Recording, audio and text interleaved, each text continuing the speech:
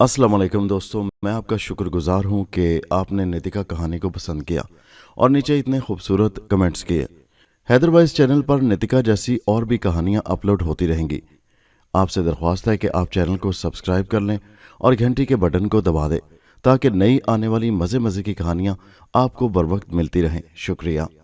पेश खिदमत है कहानी नितिका का 13वां और आखिरी हिस्सा। हम सब एक पहाड़ी सुरंग में दाखिल हो गए। बिलाशुबा सुरंग ऐसी जगह थी कि अगर हम दूसरी तरफ जाने के लिए उसे तलाश करते तो मिलना मुश्किल था। ऐसी सूरत में हमें उस बुलंद पहाड़ की चढ़ाइयाँ ही नापना होती। सुरंग काफ़ी चौड़ी और कुशादा थी। उसमें तारीकी भी ना थी। एक दूसरे की शक्लें साफ देखी जा सकती थीं। बड़े बड़े सुराखों से सूरज की रोशनी अंदर आ रही थी। अलबत्ता वो नाहमवार थी और जगह जगह गढ़ों से बचना होता था। बहरहाल सुरंग तय हो गई और दूसरे दहाने से नितिका की अजीम शान बस्ती नजर आई। एक मखसूस तर्ज के ऊंचे ऊंचे गोल झोंपड़े जिनके चारों तरफ अहाते थे, लकड़ियों और घास से मजबूत तौर पर बनाए हुए अहाते। खूबी ये थी कि सारे काम निहायत प्लानिंग से किए गए थे। झोंपड़े कतार में थे, उनके एक तरफ चौड़ी और दूसरी तरफ पतली जगह छोड़ दी गई थी। गोया उनमें से किसी ने महज़ब दुनिया की मकानी तरतीब देखी थी और उसके मुताबिक उस बस्ती को आबाद किया गया था, या फिर ये उनकी अपनी इख्तरा थी और वो लोग बेहतर जिंदगी गुजारने के लवाजमात से वाकिफ थे। हमारा राहबर हमें लिए हुए एक चौड़े रास्ते से गुजरकर एक अहाते के नजदीक पहुंच गया जो इंतहाई वसी और अरीज था। मोटी मोटी बलियों से बाड़ें बनाई गई थी और उन्हें मोटी टहनियों वाली कांटोदार घास से छुपा दिया गया था। ऊपर मचान बने हुए थे जिन पर जंगली मुसल्ला मुहाफिज निगरां थे। गोया ये कैद खाना था। दरवाजा खुला और हमारे राहबर ने कहा, तुम लोग अंदर जाओ और वहां तुमने अमन का सबूत दिया है। ये बात मलिका नितिका तक पहुंचा दी जाएगी। मुमकिन है तुम्हारे साथ बुरा सलूक ना हो, जबकि तुमसे पहले आने वाले और धमाकों की जुबान में बात करने वाले मलिका के हुक्म से मौत के करीब हैं। उस शख्स की बात पर हम चौंक पड़े। तो क्या कुछ और भी कैदी हैं, लेकिन वो तुम्हारी तरह नहीं थे, इसलिए नुकसान में रहे। उन्होंने हम पर धमाके किए, शोले बरसाए और नितिका के इन मासूम लोगों से नफरत का सलूक किया। मैंने पूछा, वो कहाँ है? अंदर, उसी कैद खाने में, उसने जवाब दिया और फिर मुहाफिजों को हमारे बारे में हिदायत की और वापस हो गया। आओ, कर्नल डिक्सन ने कहा और फिर तुंदी से उस अहाते में पहुंच गए जो बेहद वसी था। मेरे और कर्नल डिक्सन के जहन में एक ही बात आई थी जिसे कर्नल डिक्सन ने कह दिया, सरफराज कहीं वो ना हो। मैंने कोई जवाब नहीं दिया और हम तेजी से अंदर दाखिल हो गए।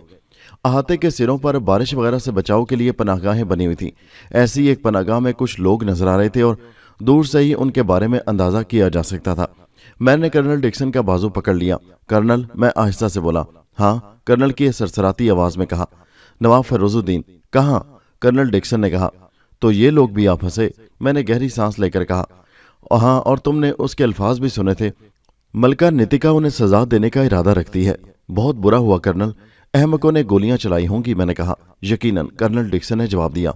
अहाते के दूसरी तरफ से हमें भी देख लिया गया था और शायद पहचान भी लिया गया था, क्योंकि एक के बाद एक बाहर निकलने लगा और तकरीबन सभी अपनी पनाहगाह से निकल आए थे।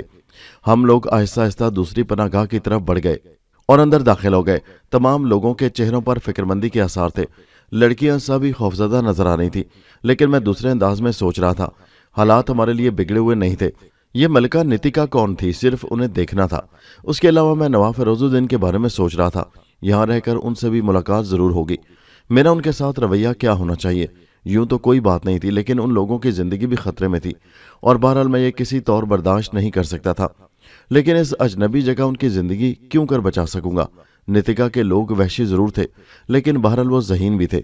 उनके तर्ज रिहाइश से पता चलता था कि वो अफ्रीका के अंदरूनी इलाकों में होने के बावजूद किसी हद तक जदीद तर्ज रिहाइश से वाकिफ थे। बड़ा मसला पेचीदा हो गया था। फिर कर्नल डिक्सन का मामला भी था।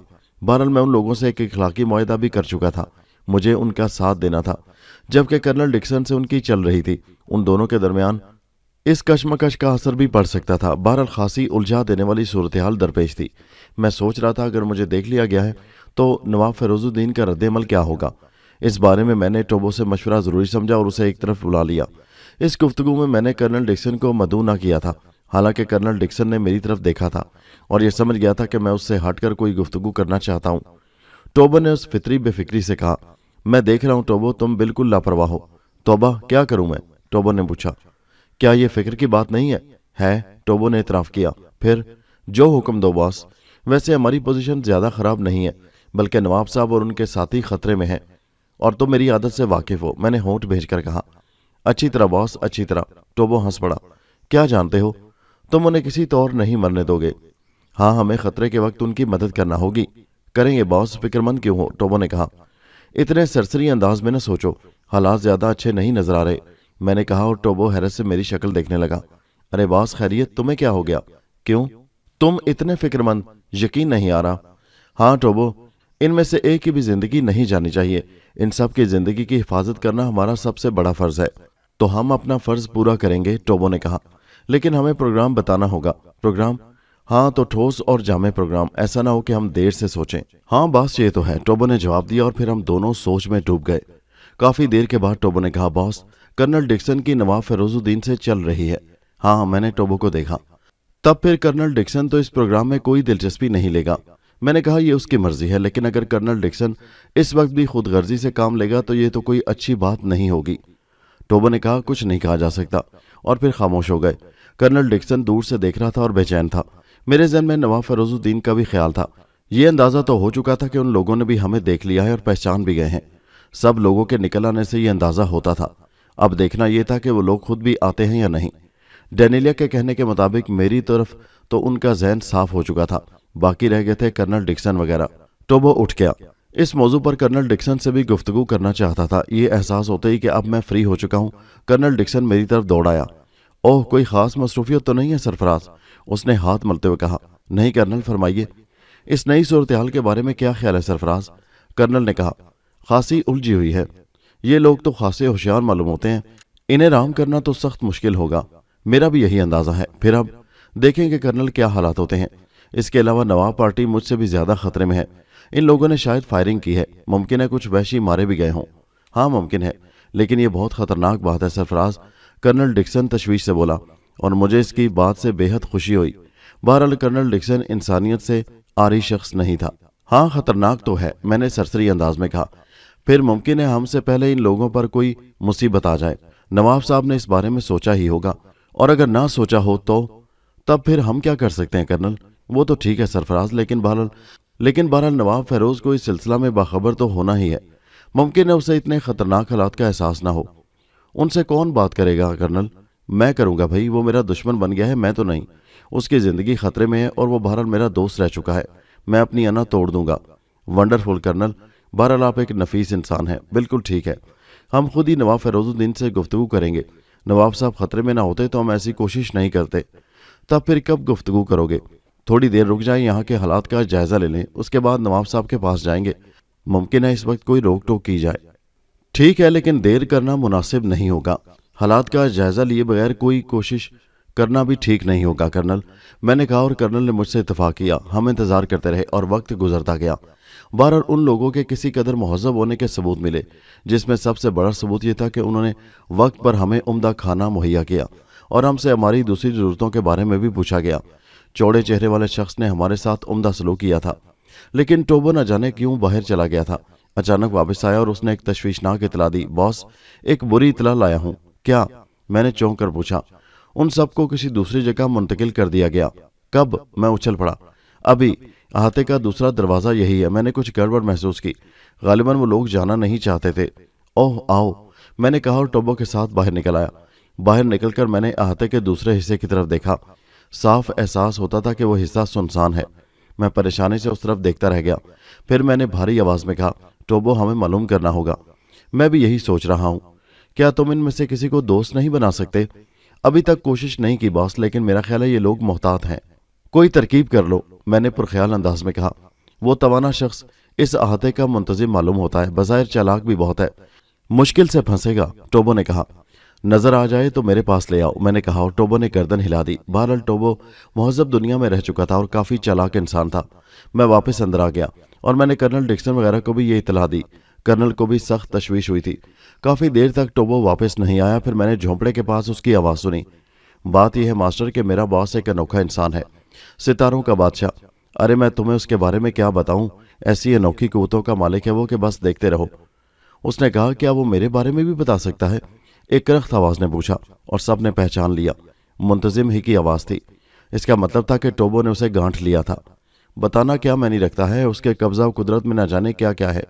तुम यकीन करो, उसने खुद ही गिरफ्तार होना पसंद किया है। वरना तुम्हारे लिए बड़ी मुश्किलात पेश आए। ओहो, क्यों? बस ये ना पूछो, किसी तरह उससे दोस्ती कर लो, उसके बाद उसके खेल देखो। भारी आवाज वाले ने कहा, तुम उससे मेरी दोस्ती करवा दो। वाकई क्या तुम दिल से चाहते हो? हाँ, तुमने उसकी जितनी तारीफें की हैं उससे तो मेरे दिल में ये ख्वाहिश पैदा हो गई है। तुम तो अफ्रीका के ही बाशिंदे हो, लेकिन वो अजनबी होकर हमारी जुबान किस उम्दगी से बोल लेता है। इसकी बात ना करो, वो तो देवता है, न जाने किस किस की जुबान बोल लेता है। मैंने उसे जंगली जानवरों से गुफ्तगू करते देखा है। हैरत है, तो तुम मुझे उससे कब मिला रहे हो? अभी इसी वक्त। मैंने कहा ना कि वो अच्छा इंसान है। और फिर तुम्हारी तो वो तारीफ भी कर रहा था, टोबो ने कहा। अच्छा, क्या कहा महात्मा? कह रहा था कि निहायत अच्छा इंसान है। मुझे उसकी पेशानी की चमक कुछ और बता रही है। क्या बता रही है? ये तो उसने मुझे नहीं बताया। ओह, तुम उससे मालूम करो, भारी आवाज वाले ने इश्तियाक से कहा। तुम रुको, मैं उसे बुलाकर यहां लाता हूं, फिर तुम खुद ही मालूम कर लेना, ठीक है? टोबो ने कहा और मैंने गहरी सांस ली। इन बातों में टोबो अपना सानी नहीं रखता था। कर्नल, जो मुझे अचानक खामोश देखकर संजीदा हो गया था, बोला, क्या बात है सरफराज? कोई खास बात नहीं कर्नल। तुम बाहर किसकी गुफ्तगू सुनकर खामोश हो गए हो? हाँ, टोबो किससे बातें कर रहा है? तुमने उनकी जुबान भी सीख ली? कर्नल डिक्सन ने तारीफी लहजे में कहा। मैं इससे पहले कि उसे कोई जवाब देता, टोबो अंदर दाखिल हो गया। बास, क्या तुम चंद मिनट के लिए बाहर आओगे? मैं अभी हाजिर हुआ कर्नल, मैंने कर्नल से कहा और कर्नल ने गर्दन हिला दी। मैं टोबो के साथ बाहर निकल आया। टोबो ने कहना चाहा, लेकिन मैंने हाथ उठा दिया। ठीक है टोबो, मैंने तुम्हारी और उसकी गुफ्तगू सुन चुका हूँ। वेरी गुड, मेरी तरकीब कामयाब रही, टोबो ने कहा और हम दोनों कवि हैकल शख्स के पास पहुंच गए। वो हैं, ये समात्रा है, शेरों का शेर समात्रा, और समात्रा ये मेरा पुरस्रार बास। समात्रा झुक रहा था, वो मरूब नजर आ रहा था। मैंने उसकी चमकदार पेशानी के बारे में बताया था। मैंने कहा, समात्रा तुमसे मुलाकात का ख्वाहिशमंद है बॉस। क्या चाहता है? मैंने पूछा। बस सिर्फ मुलाकात और अपनी खुशबख्ती का हाल भी जानना चाहता है। क्यों? ठीक है टोबो, मैं इस चमकदार पेशानी वाले से गुफ्तगू करूंगा, तू अंदर जा, मैंने टोबो से कहा और टोबो गर्दन हिलाकर अंदर चला गया। तब मैंने मुस्कुराते हुए उसकी तरफ देखा। जिया दोस्त के जियाले बाप के नामवर बेटे, क्या जहां वाले तेरी हैसियत से बेखबर हैं? क्या चमकदार पेशानियों की शनाख्त यहाँ किसी को नहीं है? क्या मतलब? वो अहमकाना अंदाज में बोला। क्या वो नहीं जान सकते कि किस अरूजो इकबाल को उन्होंने नजरअंदाज कर दिया है? लेकिन इससे फर्क भी क्या पड़ता है, लोग तुझे ना पहचाने लेकिन उसे पहचानते हैं।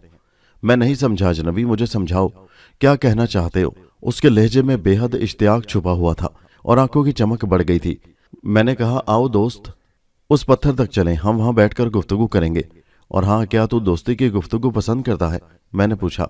क्यों नहीं, तू तो दूसरों से अलग है। तू ना सिर्फ अमन पसंद है बल्कि हमारी जुबान में भी गुफ्तगू करता है। मुझे तो तेरी ये बात बड़ी अजीब लग रही है। कौन सी बात? वो भी रंगो नस्ल में हमसे जुदा थी, मगर हमारी रहबर बनी, और तू भी अनोखा है, वो पुरख्याल अंदाज में बोला। कौन, किसकी बात कर रहा है? उसने पूछा। हम दोनों पत्थर की तरफ बढ़ रहे थे और फिर दोनों ही बैठ गए। तुझे कोई जरूरी काम तो नहीं है? मैंने पूछा। उसकी बात मेरे जहन में चुभ रही थी, लेकिन मेरे जहन में तो बेशुमार बातें चुभ रही थीं, कोई एक चुभन तो नहीं थी। पहले मैं उसको पूरी तरह कब्जे में करने की तरकीब करना चाहता था, उसके बाद तो बहुत सी कहानियां खुद ब खुद शुरू हो जाती। मैंने पूछा, तुझे कोई जरूरी काम तो नहीं? उसने कहा, इसके सिवा कुछ नहीं कि तेरी और तेरे साथियों की खिदमत और निगरानी करूं। खूब, नजदीक रहकर यह काम बखूबी हो सकता है, मैं और दोस्ताना अंदाज में गुफ्तगू करते हुए बोला। वो मुस्कुराया। बेशक, लेकिन तू मेरे बारे में कुछ कह रहा था अजनबी, उसने कहा। मैंने कहा, तेरी चमकदार पेशानी मुस्तकबिल की तहरीर है। मेरे कुछ कहने से क्या हो सकता है? बिल्कुल उसकी मानिंद, जैसे वो लकड़ी का सतून अब से चंद साथ के बाद अपनी जगह छोड़ देगा, क्योंकि ये सितारों का कहना है। इस तरह सितारे तेरे बारे में भी कुछ कहते हैं। कौन सा सतून? उसने हैरत से पूछा। वो जिस पर वो मोटी लकड़ी की छत रखी हुई है। क्या उस छत के नीचे कोई नहीं है? नहीं, उसके रहने वाले जा चुके हैं, उसने जवाब दिया। तेरा नाम समात्रा है ना? है, वो सतून की तरफ देखते हुए बोला। और तिरूप, क्या बस्ती का शेर नहीं था? क्या वो बस्ती का सबसे बहादुर इंसान नहीं था? मैंने उसकी जसारत को सामने रखकर अंधेरे में तीर फेंका। हाँ, मगर तू उसे कैसे जानता है? मैं नहीं जानता, सितारे जानते हैं, और सितारे होते हैं। ओह, उसने हर सतून की तरफ देखा जिधर मैंने इशारा किया था।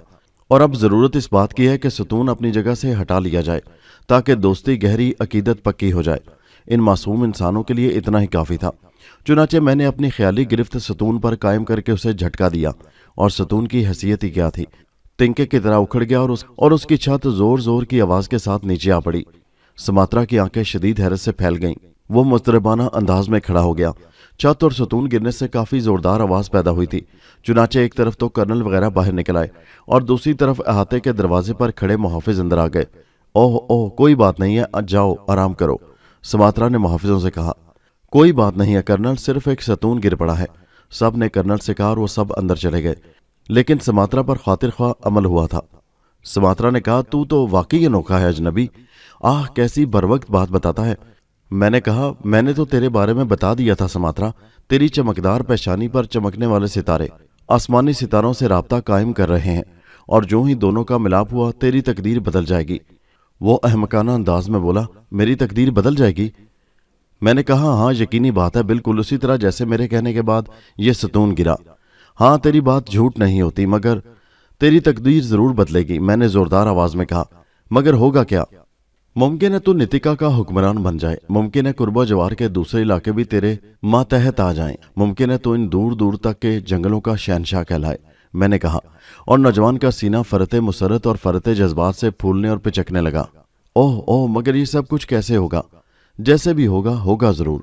ओह मेरे दोस्त, सच कहने वाले, तूने अनोखी खुशखबरी दी है मुझे, काश ये सब कुछ हो जाए, लेकिन मेरे लिए बहुत मुश्किल है।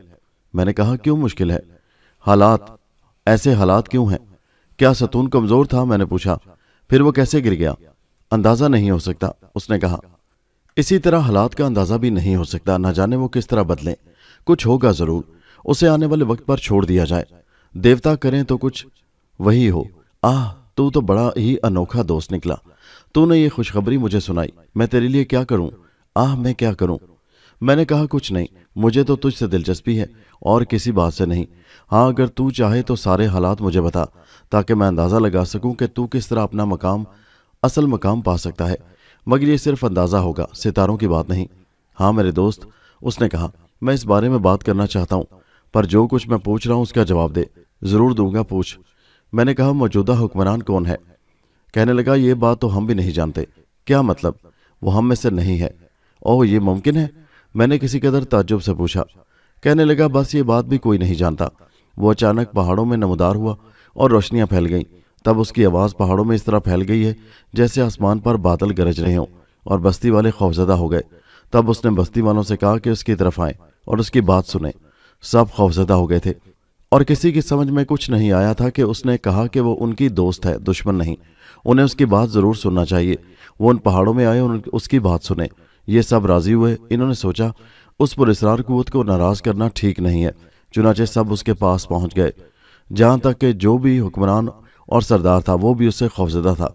सो उसने कहा कि वो उनके लिए खुशहाली का पैगाम लाई है, और जहां वो होती है वहां कोई सरदार नहीं होता उसके सिवा, और वो मारे जाते हैं जो उसके हुक्म की तामील नहीं करते और अपनी आवाज़ उसकी आवाज़ से मिलाते हैं।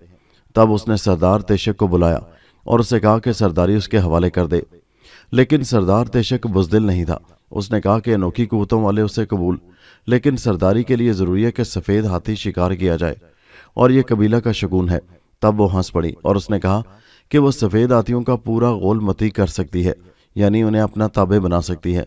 तो अजनबी दोस्त, देखने वालों ने देखा कि वो हस्बे वादा, यानी जब तक कि उसने मोहलत तलब की थी, वापस आई और वो एक सफ़ेद हाथी की गर्दन पर सवार थी और बुलंद कामत हाथी उसका मती और फरमाबरदार था। फिर किसकी मजाल थी कि उसे तस्लीम न करता। चुनाचे वो हुक्मरान बन गई और अब वो हिस्सा नितिका का है, सुमात्रा ने बताया और फिर खामोश हो गया। कहानी बेहद दिलचस्प थी और मैं बहुत कुछ सोच रहा था। काफ़ी देर तक मैं उसके बारे में सोचता रहा। फिर मैंने सुमात्रा से पूछा, वो कोई औरत है? वो कहने लगा, हाँ देवी है। तुम में से किसने उसे देखा है? सब ने देखा है। क्या मतलब? वो लोगों के साथ आम तौर से आती है? हाँ, वो सफ़ेद हाथी पर बैठकर अक्सर बस्ती का चक्कर लगाती है और अब तो नितिका की बस्ती के लोग उससे मोहब्बत करने लगे हैं। वो सबसे अच्छी है। मैंने गर्दन हिलाई। एक बात और बताओ। जी? क्या तुम्हारी बस्ती के कुछ लोग उसके मुखालिफ भी हैं? हाँ, बहुत से ऐसे लोग हैं जो उसे कबूल नहीं करते। क्या कहते हैं वो? बस वो नहीं चाहते कि कोई बैरूनी औरत उनकी हुक्मरान हो। वो उसके खिलाफ साजिशें भी करते होंगे, मैंने कहा। कहने लगा, शुरू में उन्होंने साजिशें की थी, लेकिन उसने उन सबको पकड़ लिया, उन्हें एजाज़ात और करामात से नवाजा, फिर वापस कर दिया। जबकि वो चाहती तो खामोशी से उन्हें ख़त्म कर सकती थी। क्या उसका रंग स्याह नहीं है? कहने लगा, नहीं, वो सफ़ेद है और बहुत खूबसूरत है। मैंने कहा, उसके साथ उसके नस्ल के और लोग भी हैं? वो बोला, सिर्फ 2 आदमी हैं, लेकिन वो पहाड़ों में रहते हैं। میں نے کہا کیا وہ پہاڑوں میں اپنی رہائش گاہ بھی بنا رہی ہے؟ میں نے کہا بستی کے نوجوان وہاں کام کر رہے ہوں گے، رہائش گاہ تیار ہو چکی ہے۔ اس نے کہا بہت خوب، اب مجھے ان لوگوں کے بارے میں بتاؤ جنہیں گرفتار کیا گیا ہے۔ اس نے کہا کہ پتھروں کی تلاش میں آنے والے لوگ ہیں، نہ جانے یہ لوگ چمکدار پتھروں کے لیے زندگی کی بازی کیوں لگا دیتے ہیں۔ میں نے پوچھا کیا انہوں نے دھماکے والے ہتھیار استعمال کیے تھے؟ کہنے لگا ہاں، جب ہم نے انہیں گرفتار کیا تو ان لوگوں نے ہتھیار استعمال کیے۔ میں نے کہا تمہارے کچھ آدمی مارے تو نہیں گئے؟ اس نے بتایا کہ 4 جوان مارے گئے۔ اوہ، تو اب ان لوگوں کے ساتھ کیا سلوک ہوگا؟ میں نے تشویش سے پوچھا۔ کل سفید ہاتھی انہیں ہلاک کر دے گا۔ ہاں، تو کیا تم انہیں اسی لیے قید کر کے لے گئے ہو؟ ہاں، سماترا نے جواب دیا۔ او سماترا، کیا انہیں معاف نہیں کیا جا سکتا؟ کہنے لگا ملکہ ان کی موت کا حکم صادر کر چکی ہے۔ میں نے کہا کیا اس سے پہلے بھی اس نے کسی کو سزا دی ہے؟ ہاں، 4 آدمی تھے، وہ بھی پتھروں کی تلاش میں آئے تھے۔ انہوں نے ہمارے 2 آدمی ہلاک کر دیے اور ملکہ نے انہیں سفید ہاتھی کا شکار بنا دیا۔ سفید ہاتھی ملکہ کے حکم سے بے حد خطرناک ہو جاتا ہے، پھر کون ہے جو اسے روک سکے؟ وہ انتہائی بے دردی سے انسانوں کو ہلاک کر دیتا ہے۔ میں نے کہا تو ان لوگوں کو سزا دے دی جائے گی؟ کہنے لگا ہاں، مگر تم انہیں کہاں لے گئے ہو؟ کہنے لگا موت کے احاطے میں، صبح کو انہیں وہاں سے نکالا جائے گا اور ملکہ انہیں سزا دے گی۔ میں نے کہا اگر ہاتھی انہیں ہلاک نہ کر سکا تو کیا ہوگا؟ کہنے لگا او نہیں، سفید پہاڑ موت کا پہاڑ ہے، اس سے بچنا ناممکن ہے۔ میں نے کہا اور اگر کوئی اس ہاتھی کو سفید پہاڑ میں شکست دے دے؟ کہنے لگا ایسی باتیں نہ کرو، سفید ہاتھی کا شکاری سردار بنتا ہے، اور پھر دیوی سے ہاتھی کو شکار کرنا آسان بات نہیں ہے۔ اگر کوئی سفید ہاتھی کو شکار کر لے تو پھر کوئی انسان اسے کبھی نہیں قتل کرے گا، کیونکہ پوری قوم اس کی موت سے نحوست کا شکار ہو جائے گی۔ یہ ہمارا صدیوں کا عقیدہ ہے۔ ہاں، وہ اپنی موت مر جائے تو کوئی حرج نہیں ہے۔ سماترا میرے دوست، تم میرا ایک کام کر سکتے ہو؟ میں نے کہا کیا؟ کہو۔ میں نے کہا سماترا، میں ان لوگوں کی موت کا منظر دیکھنا چاہتا ہوں۔ کہنے لگا تمہیں تو دکھا دیا جائے گا، یہ تو اصول ہے، ہر فرد ان کی موت کا منظر دیکھے گا۔ اوہ، بہرحال مجھے ضرور دکھانا، وعدہ کرو۔ سماترا نے کہا میں وعدہ کرتا ہوں۔ سرفراز، یہ تو ملکہ کا حکم بھی ہے کہ ان قیدیوں کو بھی دوسرے قیدیوں کی موت کا منظر دکھایا جائے، سماترا نے کہا۔ اور تھوڑی دیر کے بعد وہ رخصت ہو گیا اور میں اندر آ گیا۔ یہاں کرنل ڈکسن اور دوسرے لوگ میرا بے چینی سے انتظار کر رہے تھے۔ کیا گفتگو ہو رہی تھی اس سے؟ کرنل نے پوچھا۔ میں نے کہا میں نے اسے جال میں پھانس لیا ہے کرنل، میں اندازہ لگا چکا تھا، مگر بہت ہی منحوس خبریں ہیں۔ کیا؟ ان لوگوں کی زندگی کل صبح ختم کر دی جائے گی۔ ارے! کرنل اچھل پڑا، اس کے چہرے پر عجیب سی جذباتی کیفیت پیدا ہو گئی تھی، اور پھر وہ سرسراتی آواز میں بولا کیا مطلب؟ سرفراز، مجھے اجازت دو، میں یہ نہیں ہونے دوں گا، یا پھر کم از کم میں بھی ان کے ساتھ شامل ہو جاؤں گا۔ کیا کریں گے کرنل؟ ہمارے ہاتھ میں ہے بھی تو نہیں۔ جان تو دے دوں گا، وہ کمینہ ذلیل ہے، لیکن میرا دوست تو ہے، کرنل ڈکسن جذباتی لہجے میں بولا، اور میں اس کے جذبے سے متاثر ہوئے بغیر نہ رہ سکا۔ کچھ کریں گے کرنل؟ میں نے کہا۔ اوہ، کیا اور کب؟ کرنل نے پوچھا۔ کل اس وقت جب تمہیں ہلاک کیا جائے گا، میں نے جواب دیا، اور میرے ذہن میں پھریری دوڑ گئی۔ اپنے دوست، اپنے محب ہل مین کے عطیے کو آزمانے کا ایک اور موقع ملا تھا۔ بہرحال میں نے ابھی تک اسے غلط سلسلہ میں نہیں استعمال کیا تھا، ایک بار پھر آزمائش آ پڑی تھی۔ اس وقت کیا کرو گے سرفراز؟ کرنل بہت زیادہ پریشان ہو گیا تھا۔ کر لیں گے کرنل، آپ بے فکر ہیں۔ پھر بھی میری جان، میرے عزیز، مجھے بتاؤ تو صحیح۔ میں نے کہا تفصیل سے بتانا ہوگا کرنل، آپ اطمینان رکھیں۔ اس نے کہا مجھے اطمینان نہیں ہوگا اس وقت تک جب تک ان کی زندگی نہ بچ جائے۔ سرفراز، نہیں، وہ برا انسان نہیں ہے، کاش میں جذباتی نہ ہوتا۔ میں نے کہا ملکہ نتیکا ایک سفید فام عورت ہے، اور کرنل ڈکسن میری طرف متوجہ ہو گیا۔ تب میں نے اسے سماترا سے حاصل کی ہوئی پوری تفصیل بتائی۔ کرنل غور سے سن رہا تھا۔ پوری کہانی ختم ہونے کے بعد اس نے کہا لیکن اب تم کیا کرو گے؟ میں نے کہا میں اس ہاتھی کو ہلاک کر دوں گا۔ ہاتھی کو؟ کرنل اچھل پڑا۔ ہاں، اور ان کی روایت سے پورا فائدہ اٹھاؤں گا۔ مگر کس طرح؟ ہمارے پاس تو ہتھیار بھی نہیں ہے۔ میں نے کہا اللہ مالک ہے کرنل، اور آپ کو معلوم ہے کہ میری قوم سخت ترین وقت میں ہتھیار کی کوئی پرواہ نہیں کرتی، ہم اپنے جذبہ پر بھروسہ کرتے ہیں۔ سرفراز، پھر بھی میرے بچے۔ میں نے کہا بس کرنل، اب آپ کو صبح تک صبر کرنا ہوگا، بس میری سمجھ میں نہیں آتا، کوئی ٹھوس بات سوچو۔ براہ کرم کرنل، کل صبح تک صبر کریں، میں نے کہا۔ ویسے میں کرنل کی اس کیفیت سے بہت متاثر ہوں۔ وہ بیچارہ رات بھر پریشان رہا تھا، پوری رات اس نے کروٹیں بدلتے گزار دی، میں بھی نہیں سو سکا۔ اور تعجب کی بات یہ تھی کہ اس رات ٹوبو بھی جاگتا رہا تھا، خلاف معمول، جبکہ یہ شخص کسی حالت میں فکر کرنے کا عادی نہیں تھا۔ بہرحال میں نے اسے نہیں ٹوکا۔ لڑکیاں نارمل تھیں، انہیں صورتحال سے باخبر نہیں کیا گیا تھا۔ بالآخر صبح ہو گئی۔ کرنل ڈکسن تو روشنی کی پہلی کرن کے ساتھ ہی اٹھ گیا تھا، میں بھی جاگ گیا، اور تھوڑی دیر کے بعد باقی سب لوگ بھی، اور اچھا ہی ہوا، کیونکہ سورج اچھی طرح ابھرا بھی نہیں تھا کہ ہمارا بلاوا آ گیا۔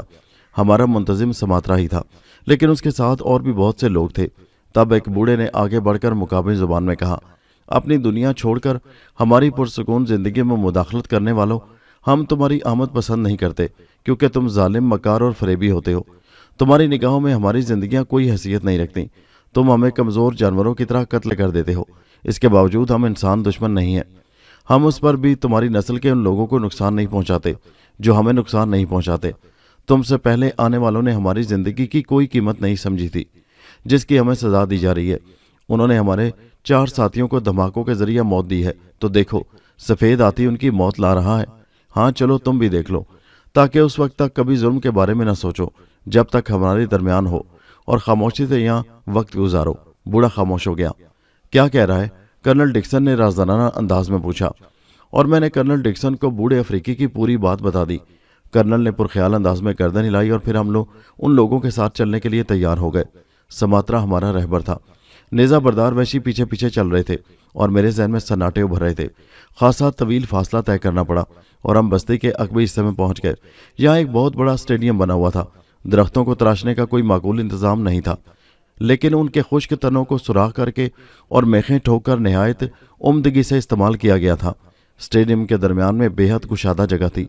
जड़े हुए तनों की ऊंची दीवारों के बाद 3 गैलरियां थी जो इतनी कुशादा थी कि पूरी बस्ती के लोग उनमें समा सकते थे। नवाब फैरोजुद्दीन और उनके तमाम साथी खड़े हुए थे। उनके हाथ पुश्त पर बांध दिए गए थे और उनके चेहरे बिल्कुल सफ़ेद नजर आ रहे थे। कौसर की सूरत देखकर मेरे दिल को एक धचका सा लगा। वो खौफजदा थी और खुश्क होंठों पर जुबान फेर फेर कर चारों तरफ देख रही थी। मेरे रोंगटे खड़े हो गए। एक अजीब सा जोश सीने में पैदा हो गया। टोबो ने मेरी इस कैफियत को महसूस कर लिया था। हम लोगों को एक गैलरी में पहुंचा दिया गया, गोया हम महफूज थे। सरफराज, बताओ क्या करोगे? कर्नल डिक्सन ने परेशानी से कहा। चंद मिनट सब्र करें कर्नल। वो कहने लगा, मैं खुदकुशी कर लूंगा सरफराज। नहीं कर्नल, बराह करम खामोश रहो, मैंने सर्द लहजे में कहा। गैलरियां भरती जा रही थी। मौत का तमाशा देखने वाले जमा हो गए थे। तब स्टेडियम के अजीमुशान दरवाजे से सफ़ेद पहाड़ अंदर दाखिल हुआ। उसकी गर्दन पर सुर्ख लिबास में मलबूस एक शोला दहक रहा था। दूध जैसा रंग, चमकदार चेहरा, स्याह बाल और रोशन आंखें, सिडोल बदन। उसका लिबास निहायत खूबसूरत था। मैं भौंचक्का रह गया। मुझे अंदाज़ा न था कि जिस औरत का जिक्र समात्रा ने किया है वो एक नौजवान लड़की होगी। तो ये है नितिका की मलका, मैंने दिल में सोचा। और उसके साथ ही मैंने खूनखार हाथी को देखा, जो बिलाशुबा इंतहाई बुलंद कामत और खूनखार हाथी था। इस किस्म के हाथी नजर नहीं आते, लेकिन जिसने उसे कंट्रोल किया था वो भी अपने आप में यकता थी। हाथी ने पूरे स्टेडियम का एक चक्कर लगाया और वहशी मलका के नाम के नारे लगाने लगे। इससे अंदाजा होता था कि वो यहाँ काफ़ी मकबूल है। फिर हाथी स्टेडियम के दरमियान खड़ा हो गया और मलका ने पहले अफ्रीकी जुबान में बताया कि बस्ती वालों को इस सज़ा दी जाने वाली थी। बस यहाँ से मेरा काम शुरू होता था। मैं गैलरी से नीचे कूद आया और हाथी के सामने आ खड़ा हुआ। नितिका की मलका, ताकतवर और अजीम, मैं तेरी खिदमत में दरख्वास्त पेश करना चाहता हूँ, मैंने कहा, और वो गहरी नज़रों से मुझे देखने लगी। कई मिनट तक कुछ ना बोली और फिर जैसे चौंक पड़ी। तो इनमें से है जो अदम तशद्दुद वाले हैं और जिन्होंने खामोशी से खुद को हमारे हवाले कर दिया था? मैंने कहा, हाँ, मैं उन्हीं में से हूँ। कहने लगी, तब तूने मौत की इस वादी में कूद कर हिमाकत का सबूत दिया है। यहाँ सिर्फ मरने वालों को मौजूद होना चाहिए। मैंने कहा, मैं तेरे सामने आया हूँ मलका, मुझे तुझसे काम है। क्या तू इन लोगों की भी हिफाजत नहीं कर सकती जो तेरे सामने हो? कहने लगी, ठीक है, ये तुझे कुछ ना कहेगा, मगर तूने कुछ कहने के लिए गलत वक्त का इंतखाब किया है। मैंने कहा, अगर तू मेरी बात सुने तो मेरी आमद को गलत ना कहेगी। कहने लगी, क्या कहना चाहता है? मैंने कहा, मैं इन लोगों के लिए माफ़ी का तलबगार हूँ। कहने लगी, नहीं, ये मुमकिन नहीं है, मलका ने बेरहमी से कहा। मैंने कहा, मैं तुझसे दरख्वास्त करता हूँ मलका, इन्हें माफ़ कर दे। कहने लगी, अफसोस, मैं तेरी दरख्वास्त कबूल नहीं कर सकती, क्योंकि इन्होंने बस्ती के 4 मासूम नौजवानों को हलाक कर दिया है। मैंने कहा, तू इन वहशियों में से नहीं है, इसलिए इनकी ज़हनी कैफियत से वाकिफ़ हो सकती है, जो इन वहशियों को देखकर खौफजदा हो गए होंगे। कहने लगी, जुर्रतमंद नौजवान, इससे पहले कि सूरज बुलंद हो, इन लोगों की ज़िंदगी का चिराग बुझ जाना चाहिए। मैं बाद में तुझसे इस मौजू पर बात करूंगी। मैंने कहा, नहीं मलका, अगर ये बात है तो फिर मेरी मौत भी इन लोगों के साथ आएगी। ठीक है, तू कोशिश कर, मैं तुझे तेरे कदम से बाज रखूंगा। कहने लगी, ये गुस्ताखी है, और तू देख रहा है कि इनमें से ना होने के बावजूद ये लोग किस तरह मेरी इज्जत करते हैं। मैंने कहा, मेरी बात मान ले मलका, इसके अलावा मैं और कुछ न सुनूंगा, मैंने कहा। कहने लगी, तब अपनी मौत का तो खुद ही जिम्मेदार है, मलका इशरत से बोली, और उसने हाथी को एक तरफ मोड़ दिया। एक मखसूस जगह पहुंचकर हाथी ने उसे सूंड में लपेटा और नहायत एहतियात से एक नशिस्त पर बिठा दिया। ملکہ نے میری درخواست رد کر دی تھی اور اب میں اپنے جارحانہ اقدام کے لیے آزاد تھا۔ نواب فیروز الدین اور دوسرے لوگ میری گفتگو سن رہے تھے، لیکن ان کی زبانیں گنگ تھیں۔ میں آہستہ آہستہ ان کے سامنے جا کھڑا ہوا، لیکن اس طرح کہ میری پشت ان کی جانب تھی اور چہرہ سامنے کی طرف۔ سرفراز، پیچھے سے نواب فیروز الدین کی بھرائی ہوئی آواز سنائی دی۔ سرفراز بیٹے، للہ ہمارے لیے جان نہ دو، تمہیں خدائے قدوس کی قسم، آخری بار شرمندہ نہ کرو، موت کے وقت ذلیل نہ کرو، تمہاری زندگی بچ سکتی ہے۔ للہ للہ، ان کی آواز بھرا گئی اور وہ بچوں کی طرح رونے لگے، لیکن میں نے پلٹ کر نہیں دیکھا تھا۔ وحشیوں کی سفید ملکہ ہاتھی کو احکامات دے رہی تھی، نہ جانے اس کمبخت نے کس طرح اس سفید درندے کو قابو میں کیا تھا۔ ہاتھی آہستہ آہستہ آگے بڑھ رہا تھا اور دور بیٹھی ملکہ اسے ہدایات دے رہی تھی۔ پھر ہاتھی نے سونڈ اٹھا لی اور اس کی چھوٹی چھوٹی آنکھوں سے خون ٹپکنے لگا۔ تب میں نے ہاتھ اٹھایا اور ہاتھی کی سونڈ کو اپنی خیالی گرفت میں لے لیا۔ ہاتھی کی جسمانی پوزیشن تبدیل ہوتی تھی، اسے اس گرفت کا احساس ہو گیا تھا۔ تب میں نے سوچا کہ ہاتھی کو دور نہیں رہنا چاہیے، ورنہ دوسرے لوگ میری طرف سے مشکوک ہو جائیں گے۔ میں قریب سے بھی وہی عمل کر سکتا ہوں جو یہاں کھڑے ہو کر۔ چنانچہ لوگوں کو صرف یہی حیرت رہے گی کہ ایک نہتے انسان نے ایک دیو پیکر انسان کو زیر کر لیا۔ کم از کم وہ مجھے محفوظ الفطرت قوتوں کا مالک تو نہ سمجھیں گے۔ ہاتھی جس انداز میں رک گیا تھا، اس سے احساس ہوتا تھا کہ وہ کافی بے چین ہے اور آگے بڑھنے کی قوت نہیں پا رہا۔ گویا یہ کیفیت میرے لیے اطمینان بخش تھی۔ چنانچہ میں نے اس پر سے اپنی گرفت ہلکی کر دی اور ہاتھی ایک خوفناک چنگاڑ کے ساتھ ہماری طرف لپکا۔ اس نے وحشیانہ انداز میں ہمیں روندنے کی کوشش کی، لیکن میں نے اس کی پیشانی پر خیالی پنجہ گاڑ دیا اور اس پر قوت آزمائی کرنے لگا۔ ہاتھی کئی قدم پیچھے ہٹ گیا، اس نے جھلائے ہوئے انداز میں سونڈ جھکائی اور یہ موقع بہت زرعی تھا۔ میں نے ان کی سونڈ دونوں ہاتھوں کی گرفت میں لے لی۔ بظاہر ہی عام ہاتھ تھے، لیکن ان کی اندرونی قوت کسی کو معلوم نہیں تھی۔ بے شمار حیرت زدہ اور خوفزدہ چیخیں ابھریں۔ خوفزدہ چیخیں میرے ساتھیوں کی تھیں اور حیرت زدہ چیخیں ان وحشیوں کی جو موت کا تماشا دیکھنے آئے تھے۔ نواب فیروز الدین اور ان کے ساتھی دہشت سے سمٹ گئے تھے۔ میرے دل میں مسرت کی لہریں امڑ رہی تھیں، کیونکہ ہاتھی میری گرفت میں کافی بے بس نظر آ رہا تھا۔ تب میں نے اس کی سونڈ مروڑنی شروع کر دی اور ہاتھی تکلیف سے چنگاڑنے لگا۔ وہ بار بار اپنی جگہ بدل رہا تھا، پاؤں جما جما کر سونڈ چھڑانے کے لیے اپنی قوت صرف کر رہا تھا۔ زمین میں اس کے پیروں سے گرتے پڑتے چلے جا رہے تھے اور دیکھنے والے دہشت زدہ دیکھ رہے تھے کہ سونڈ پر میری گرفت کسی طور کمزور نہ تھی، جبکہ ہاتھی پریشان نظر آ رہا تھا۔ اور پھر کسی نے شاذ ہی ایسا منظر دیکھا ہوگا جب کھڑے پہاڑ بے سہارا نیچے گرتے ہیں، بس یوں ہی دھماکہ ہوتا ہے جیسے توپ نے گولہ اگل دیا ہو۔ ہاتھی زمین پر گر پڑا اور یہ انہونی بات تھی۔ بے شمار آوازیں میرے کانوں میں گونج رہی تھیں۔ میں نے خیالی گھونسا پوری قوت سے ہاتھی کی پیشانی پر رسید کیا اور اس کی پیشانی تڑک گئی۔ تب میں نے اس کی پیشانی کے قریب جا کر کئی اور گھونسے براہ راست اسے رسید کیے اور ہاتھی کا بھیجا باہر نکل آیا۔ بلا شبہ خود میں بھی کسی عام انسان کو یہ سب کچھ کرتے دیکھتا تو سر کے بل کھڑے ہو جانے کو دل چاہتا۔ یقیناً دوسروں کی بھی یہی کیفیت ہوگی۔ ایک لمحہ کے لیے وہاں ایک سکوت پھیل گیا، جیسے اس پورے میدان میں کسی ایک انسان کا وجود نہ ہو، اور پھر ایک زبردست شور بلند ہوا۔ ملکہ اپنی جگہ کھڑی ہو گئی اور باریک زبان میں چیخ چیخ کر کچھ کہنے لگی، لیکن وحشی بے قابو ہو گئے تھے۔ وہ پاگلوں کی طرح گیلریوں سے کود کود کر میری طرف لپکے اور میرے قریب آ کر انہوں نے مجھے کاندھوں پر اٹھا لیا۔ سفید ہاتھی کا شکاری، نتکا والو، سفید ہاتھی کا شکاری، دیکھو یہ کیسا انسان ہے، کہاں سے آیا ہے یہ؟ اور بہت عرصے کے بعد تم میں ایک ایسا شخص آیا جس نے سفید پہاڑ خالی ہاتھوں زمین پر گرا لیا۔ لوگوں، کیا اس سے پہلے کسی نے ایسا کیا ہے؟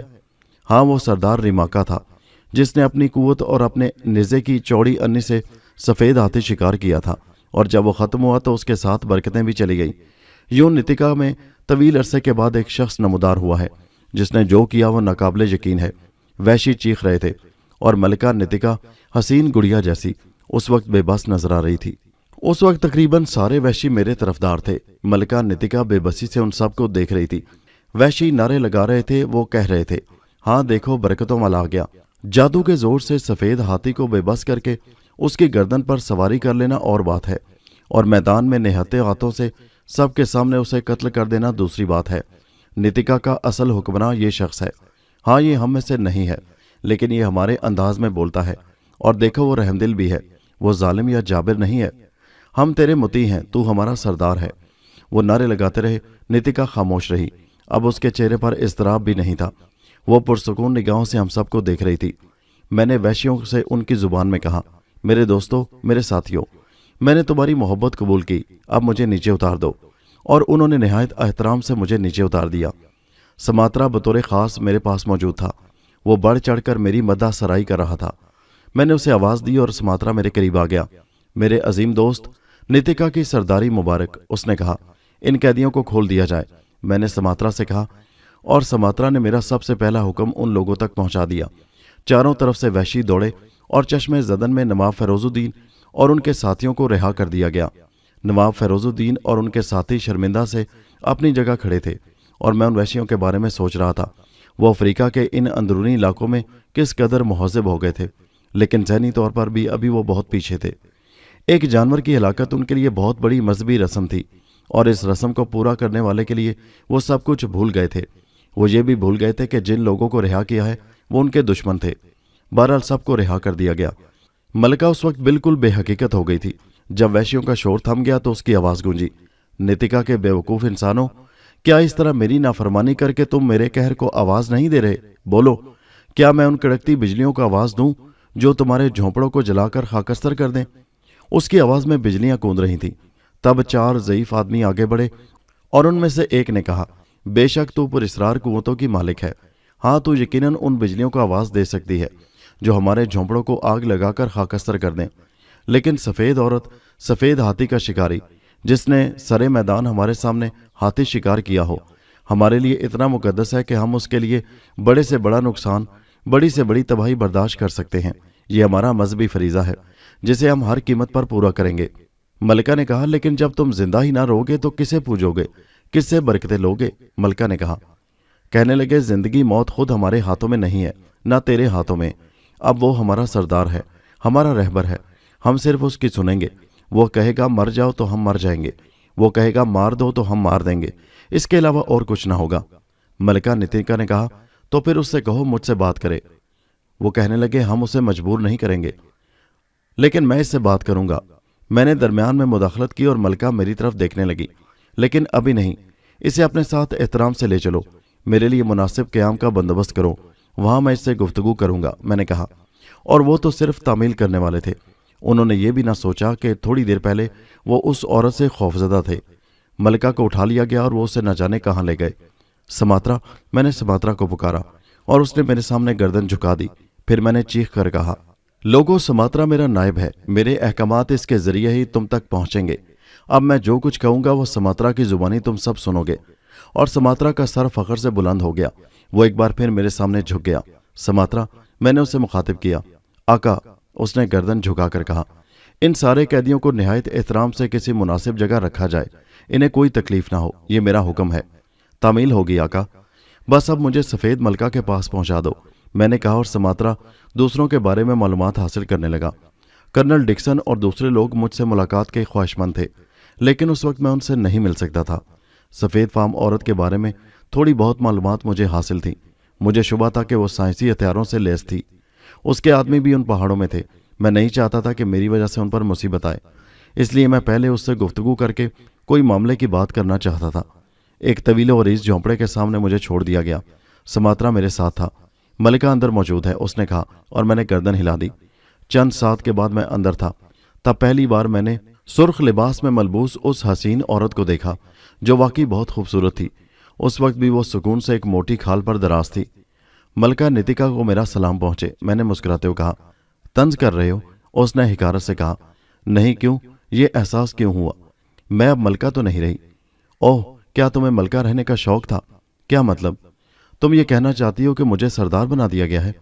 हाँ, अब तुम इनके सरदार हो, लेकिन मुझे इससे कोई दिलचस्पी नहीं है मलिका। वैसे तुम्हें मलिका कहते हुए मुझे अजीब सा लगता है। क्या तुम मुझे अपना नाम बताओगी? मैंने बेतकल्फी से कहा। वो मुझे गहरी निगाहों से देख रही थी। चंद साथ वो खामोश रही, फिर बोली, नायरा। नायरा, वेलकम। मुझे सरफराज कहते हैं। एशियाई बाशिंदे हो? हाँ, और गालिबन मुस्लिम। बेशक, तुम्हारा ताल्लुक कहाँ से है? कहने लगी, ये नहीं बता सकती। कोई बात नहीं है, वैसे एक बात तो बताओगी? क्या मुझसे गुफ्तगू करना पसंद करोगी? हाँ, इसमें कोई हर्ज नहीं। शुक्रिया। वैसे अगर तुम मेरे साथियों को माफ़ कर देती तो इसकी नौबत ही नहीं आती। कहने लगी, मुझे मालूम नहीं था कि तुम ऐसे अनोखे इंसान निकलोगे। लेकिन वो तुम्हारे साथी कहाँ से हो गए? वो तो पहले गिरफ्तार हुए थे। मैंने कहा, वो मेरे ही गिरोह से थे, हम लोग बट गए थे। ओह, तुम अफ्रीका क्यों आए थे? बताने में कोई हर्ज नहीं। मैंने कहा, हीरों की तलाश में। मुझे यकीन था वो मुस्कुरा कर बोली। उसके चेहरे के तासुरात बदल रहे थे और वो अब ज्यादा पुरसुकून होती जा रही थी। चंद मिनट खामोश रहने के बाद बोली, हम लोग भी कोई मकसद लेकर यहाँ नहीं आए हैं। हमारी ख्वाहिश है कि इन वहशियों को मुहज़्ज़ब बनाकर यहाँ अफ्रीका की इन गहराइयों में एक छोटा सा खुशनुमा शहर आबाद करें। खूब, मैंने भी मुस्कुराते हुए कहा, एक ऐसा मिसाली शहर जिसे ख्वाबों की जन्नत कहा जा सके। और जब मुहिमजू यहाँ पहुंचे तो हैरान रह जाए, उसने पुरख्याल अंदाज में कहा। मैंने कहा, उम्दा ख्याल है, एक बात बताओ। वो फिर बोली, हाँ जरूर पूछो, हाथी किस तरह मर गया? मैंने कहा, क्या मतलब? कहने लगी, क्या मैं उसे सिर्फ इंसानी कुव्वत का करिश्मा समझूं? मैंने कहा, इसमें कुछ एतराज है। वो कहने लगी, 100%, कैसे मुमकिन है?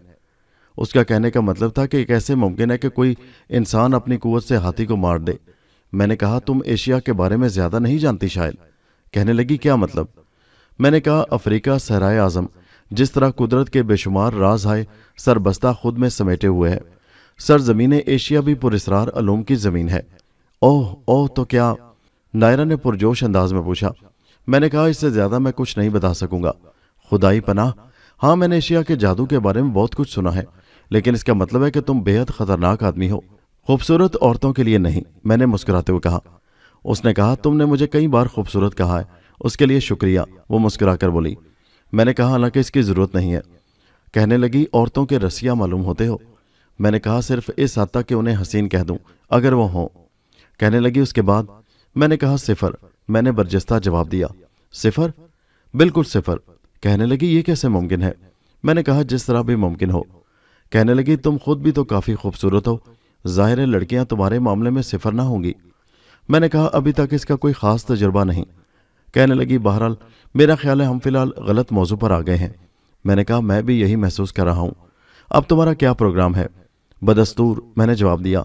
बहरहाल मैं बहुत सोच समझकर गुफ्तगू करना चाहता था। एक बात तो यकीनी थी कि नायरा यहाँ निहत्ती ना होगी। यकीनन उनके पास कुछ ऐसी तबाहकुन चीजें होंगी जिनकी मदद से वो इन मासूम इंसानों को काफी नुकसान पहुंचा सकती होगी, वरना वो इस तरह बेधड़क उनके दरमियान ना आ जाती और उन्हें अपना मुती न कर लेती। चुनाचे अगर मैं उससे ताल्लुकात खराब कर लेता तो यकीनन मुझे भी उलझनों का शिकार होना पड़ता। मेरे साथियों की जिंदगी भी खतरे में पड़ सकती थी और ये मासूम जंगली भी बेमौत मारे जाते, और यह सिर्फ मेरी वजह से होता। चुनाचे ऐसा काम करना था कि सांप भी मर जाए और लाठी भी न टूटे। उसने पूछा, यानी? मैंने कहा, मुझे उनसे कोई दिलचस्पी नहीं है। मैंने सिर्फ अपने साथियों की जान बचाने के लिए सफेद हाथी को हिला किया था। मुझे को उनका सरदार बनने से कोई रगबत नहीं है। कहने लगी, तब तो हमारे और तुम्हारे दरमियान समझौता भी हो सकता है। मैंने कहा, समझौता? कहने लगी, हाँ। किस सिलसिला में? कहने लगी, तुम हमारे काम में रखना अंदाजी मत करो और हम तुम्हारे काम में मुदाखलत नहीं करेंगे। सिर्फ ये कि मुदाखलत नहीं करेंगे बल्कि हीरों के असूल में तुम्हारी मदद भी करेंगे। मैंने कहा, मेरा ख्याल है मुझे इस पर कोई एतराज नहीं होना चाहिए। कहने लगी, तुम सोच लो। मैंने कहा, सोच लिया। मैंने मुस्कुराते हुए कहा। कहने लगी, तो फिर तय? मैंने कहा, मेरी तरफ से तय, तुम बताओ। कहने लगी, मेरी तरफ से भी तय समझो। वैसे मैं तुम्हें अपने साथियों से मशवरा करने के बाद जवाब दूंगी। मैंने कहा, ओके मिस नायरा, अब मुझे इजाजत दो। वो उठते हुए बोली, बाय। मैंने कहा और वो मुस्कुराती हुई बाहर निकल गई। उसके जाने के बाद मैं उसके बारे में सोचने लगा। हिल लेन में और उसमें नुमाया फर्क था। अब इंसानियत के सारे दर्दमंद अफ्रीका में ही तो नहीं आ गए। हिल लेन की बात दूसरी थी। वो अपने कॉल में साफ नजर आता था, जबकि नायरा वेलकम की बदनीयती साफ झलक रही थी। उसने तो नवाब फिरोजुद्दीन और उनके गिरोह को कत्ल कर दिया था अगर मैं उनकी मदद न करता तो, जबकि हिल लेन इस इलाके के जानवरों को भी मारने का रवादार नहीं था। चुनाचे ये बात हलक से नहीं उतरती थी। नायरा और उसके साथी जरूर किसी खसूसी प्रोग्राम के तहत यहाँ आए थे। चुनाचे उनसे चालाकी करने की जरूरत थी और मैं अपनी और उसकी गुफ्तगू से बहरहाल मुतमईन था। मेरी अनोखी ताकत ने उसे मुझसे गुफ्तगू करने पर आमादा किया था। उसके अलावा जो जंगली मेरे दायरे में आ गए थे, जाहिर है अभी वो उनसे जंग करके अपना नुकसान नहीं कर सकती थी, इसलिए उसने मुझसे तावन जरूरी समझा। नायरा के जाने के बाद मैं काफी देर तक सोचता रहा। फिर मैंने फैसला किया कि कर्नल डिक्सन और नवाब फिरोजुद्दीन से भी इस बारे में मशवरा करूं। बहरहाल ये बुजुर्ग थे, मेरे साथी थे और मुझे बेहतर मशवरा दे सकते थे। उसके अलावा नवाब फिरोजुद्दीन से मुलाकात भी मकसूद थी। बाहर निकला तो 8 आदमियों को मुस्तैद पाया। उन्होंने मेरे सामने सर झुका दिया। मैंने पूछा, समात्रा कहाँ है? कहने लगे, सामने वाले झोंपड़े में। मैं उसे बुलाऊं क्या? एक वैश्य ने कहा। उन लोगों की जुबान मेरे काफी काम आई थी। मैंने सर हिला दिया और वैश्य झोंपड़े की तरफ दौड़ गया और चंद मिनट के बाद समात्रा मेरे सामने मौजूद था। सारे काम ठीक है समात्रा? हाँ सरदार। मेरा साथी टोबो कहाँ है? मेरे झोंपड़े में। उसे बुलाओ, हम अपने साथियों से मिलेंगे। जो हुक्म सरदार। समात्रा ने कहा और थोड़ी देर के बाद टोबो मेरे करीब था। फिर हम उस तरफ चल पड़े जिधर दूसरे लोग मौजूद थे। मैंने अपने हुक्म की पूरी पूरी तामील देखी। उन लोगों को एक ऐसी जगह रखा गया था जहां झोंपड़े के लाइन से बने हुए थे। वैश्यों ने रजाकाराना तौर पर उन्हें खाली कर दिया था। मैंने कर्नल डिक्सन को आवाज़ दी और मेरी आवाज़ सुनकर तकरीबन सारे लोग झोंपड़ों से निकल पड़े। कर्नल डिक्सन और नवाब फिरोजुद्दीन भी निकल आए। कर्नल मेरे पास पहुंच गया, लेकिन मैंने देखा नवाब फिरोजुद्दीन झिझक कर खड़े हो गए थे। मुझे बहुत दुख हुआ। मैं कर्नल डिक्सन को नज़रअंदाज करके उनके पास पहुंच गया और मैंने नवाब साहब को सलाम किया। नवाब साहब ने मेरे सलाम का जवाब दिया था। उनकी निगाहें झुकी हुई थी। कैसे हैं नवाब साहब, मैंने पूछा। ठीक हूं, उन्होंने जवाब दिया।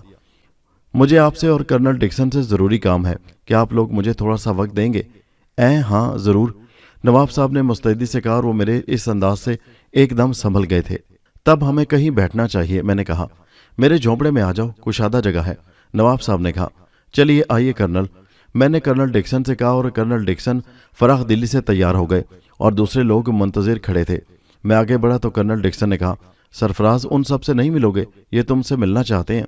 ज़रूर कर्नल, क्यों नहीं, ऐसी क्या बात है, मैंने कहा। और नवाब साहब के गिरोह के लोग शर्मिंदा शर्मिंदा से मेरे पास आ गए। मैंने खलूसे दिल से उन सब से मुसाफा किया। सबकी जुबानें गुंग थीं और कौसर भी खड़ी हुई थी। मेरी निगाह उस पर पड़ी तो वो एकदम वापस मुड़ गई। वो आगे बढ़ गई थी। दूसरे लोग उसकी तरफ मुतवज्जो नहीं थे। ना ही बाद में किसी ने तवज्जो की। मैंने दिल में सोचा कि वो कुत्ते की दुम है जो कभी सीधी नहीं हो सकती। फिर नवाब साहब और मैं कर्नल डिक्सन के साथ झोंपड़े में आ गए। नवाब साहब की तो कैफियत ही बदल गई थी। बड़े ही महजूब महजूब से नजर आ रहे थे। बहरहाल हम लोग बैठ गए। सूरत-ए-हाल कुछ अजीब सी है नवाब साहब, मैंने बगैर किसी तमीद के कहा।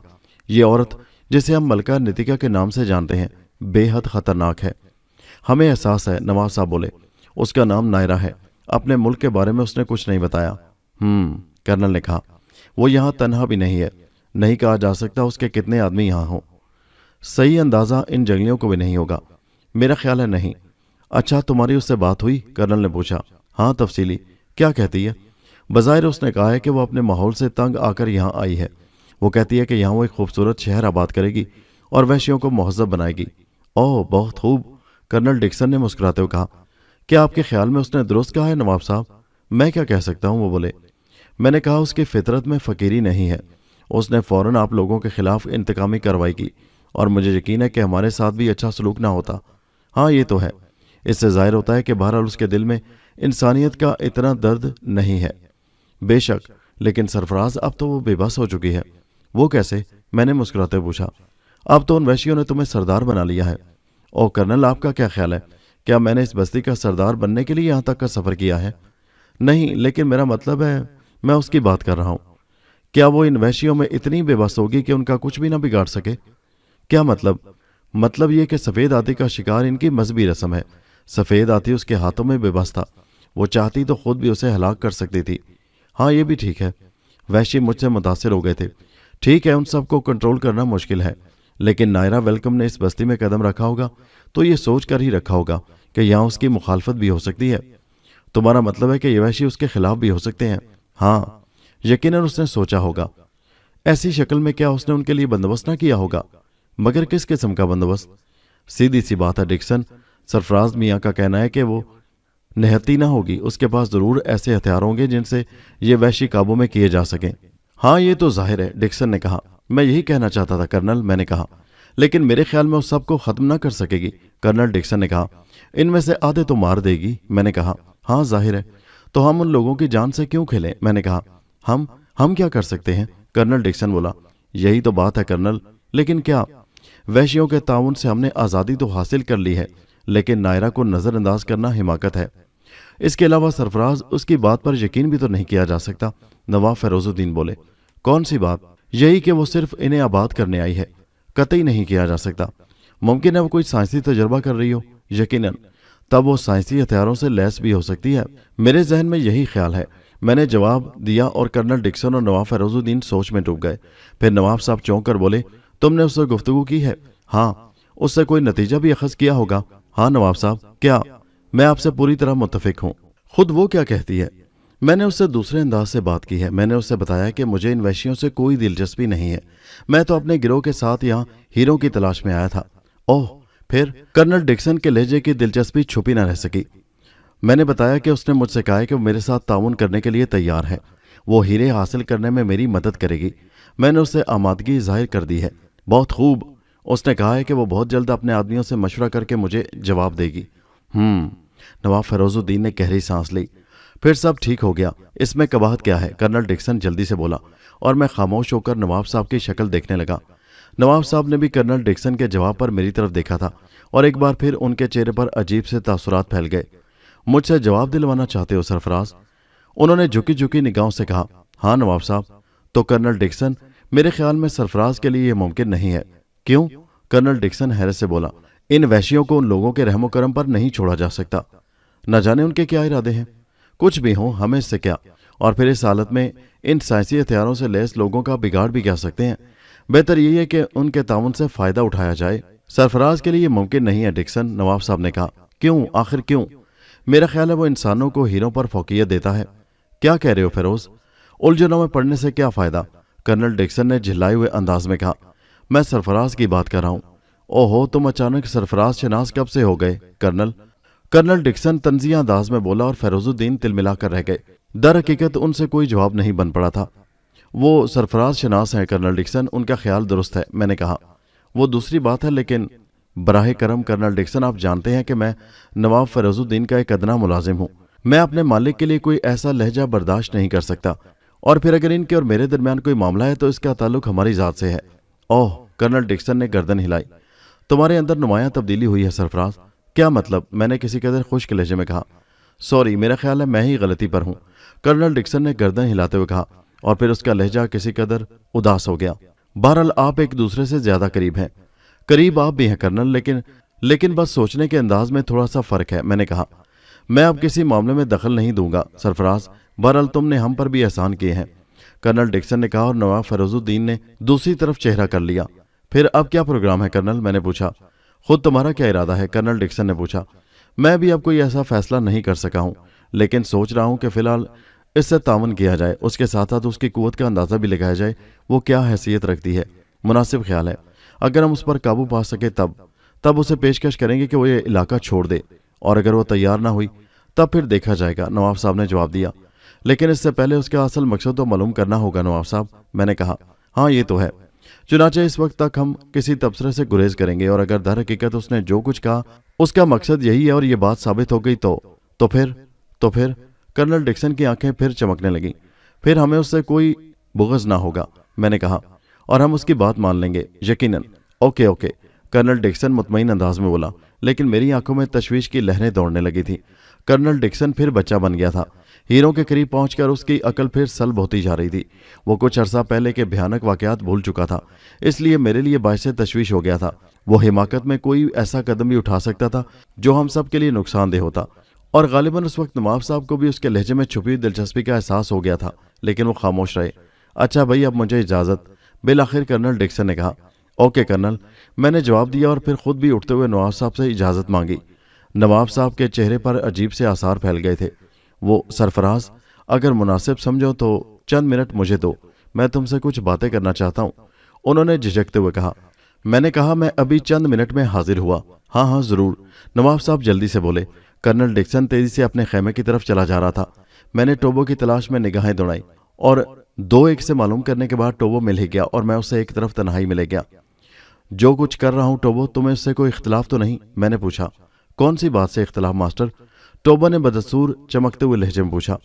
نیتکا کی تفریحات سے، کہنے لگا تم یہاں کے سردار بن گئے ہو، مجھے اختلاف ہوگا باس؟ میں جانتا ہوں ٹوبو، لیکن کچھ دوسرے مسائل بھی ہیں ٹوبو سے کہو، اپنے غلام سے کہو۔ اس عورت کے بارے میں تیرا کیا خیال ہے؟ عورت ہمیشہ سے ناقابل اعتبار ہے، اور ہمیشہ ناقابل اعتبار رہے گی، خواہ کوئی بھی ہو۔ میری مراد ملکہ نیتکا سے ہے، وہ بھی تو ایک عورت ہے۔ او، خطرناک بھی، ہر عورت مرد کے لیے خطرناک ہوتی ہے۔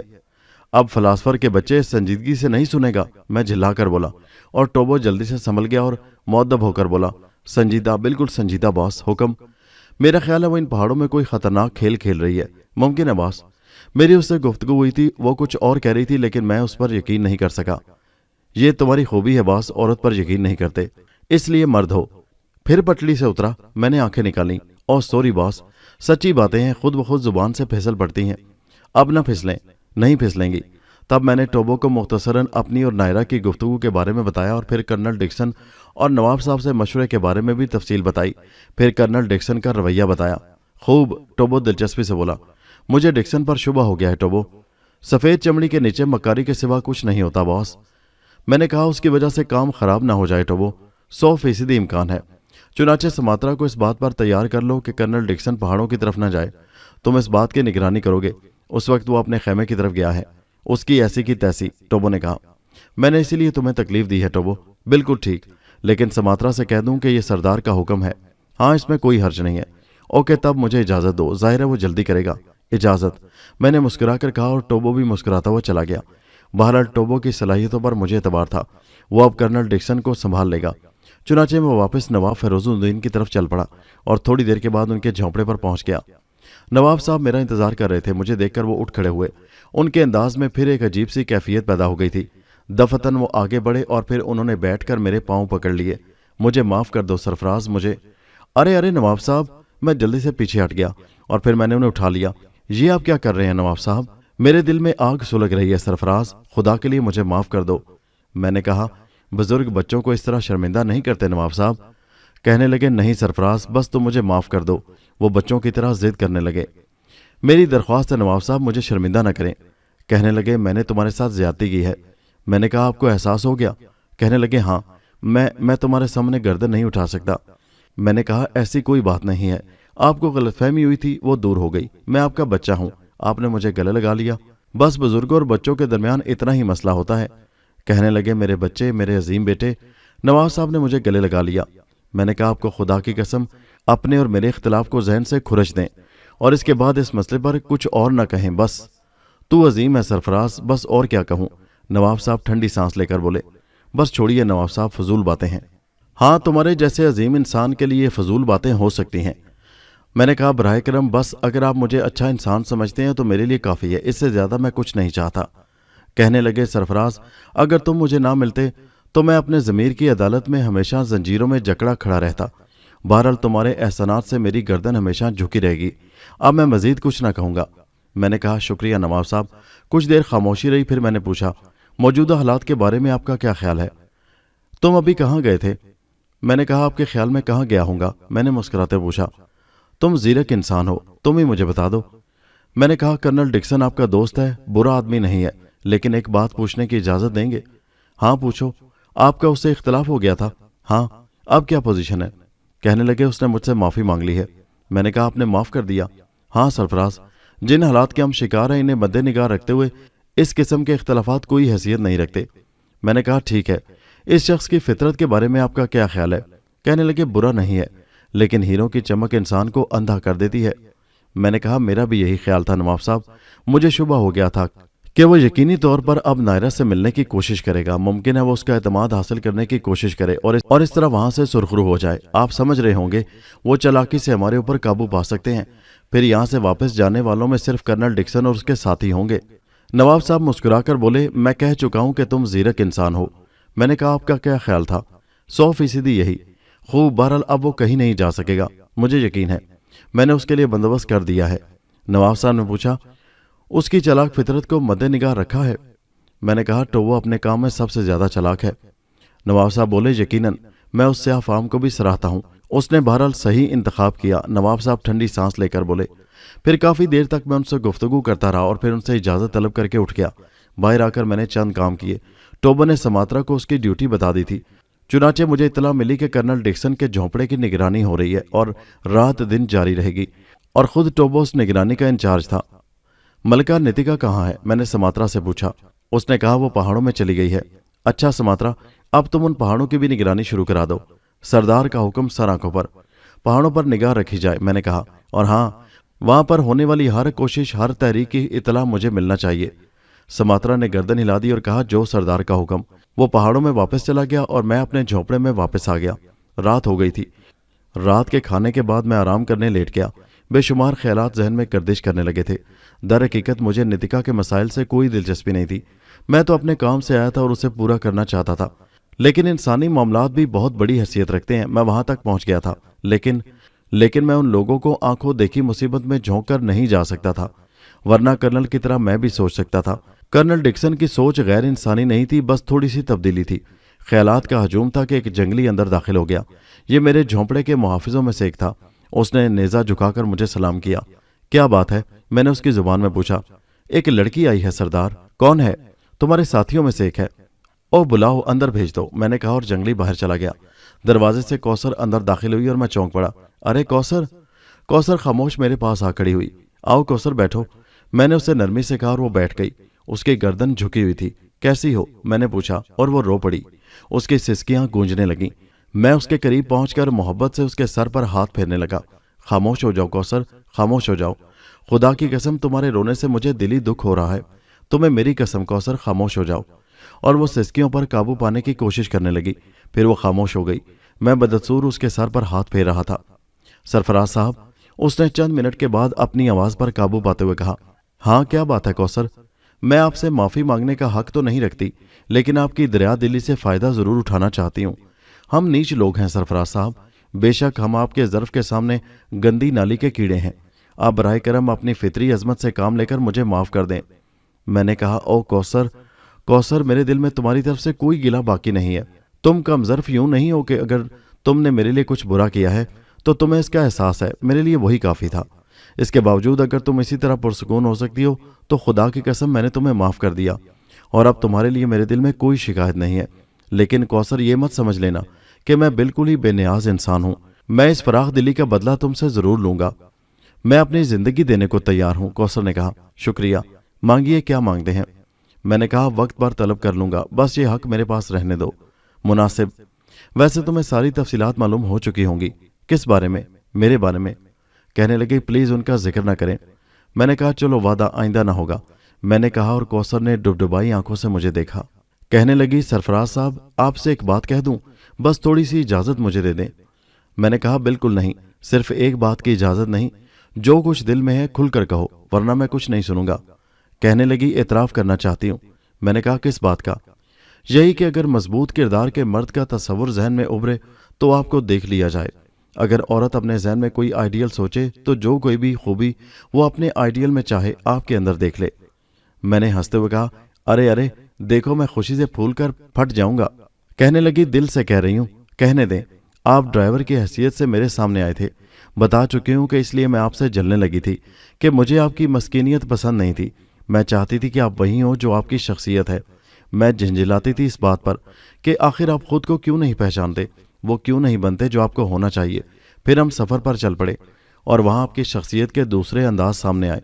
और सरफराज साहब, एक बड़े इंसान की हैसियत इस छोटी सी शख्सियत की गुस्ताखी माफ़ कर दें। मैं आपको चाहने लगी। मैंने आपको अपना बनाने के ख्वाब देखने शुरू कर दिए।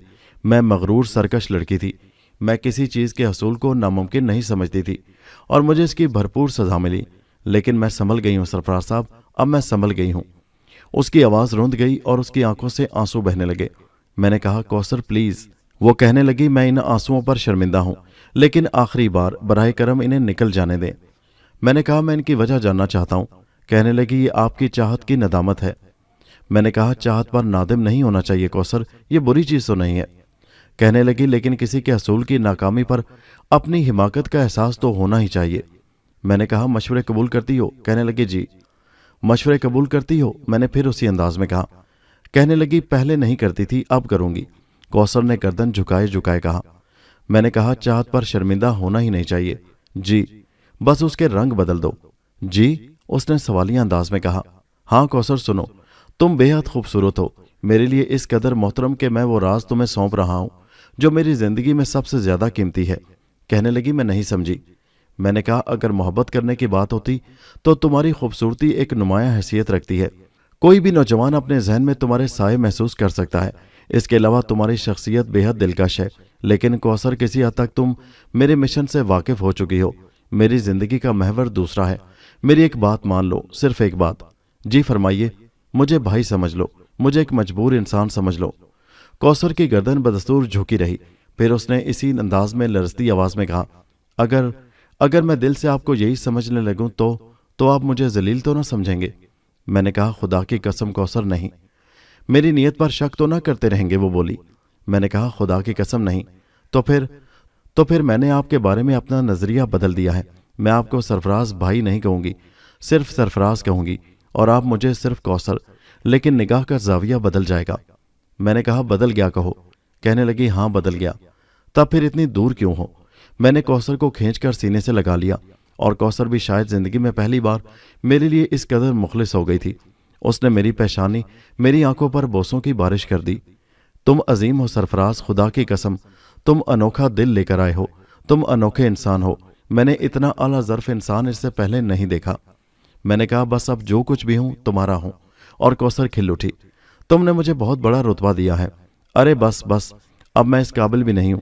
ویسے کوثر، میری خوشیوں کی کوئی تھا نہیں ہے، قسم لے لو اس سے پہلے میں اتنا خوش نہیں ہوا ہوں۔ آپ کا دل میری طرف سے بالکل صاف ہو گیا۔ میں نے کہا شفاف آئینے کی مانند۔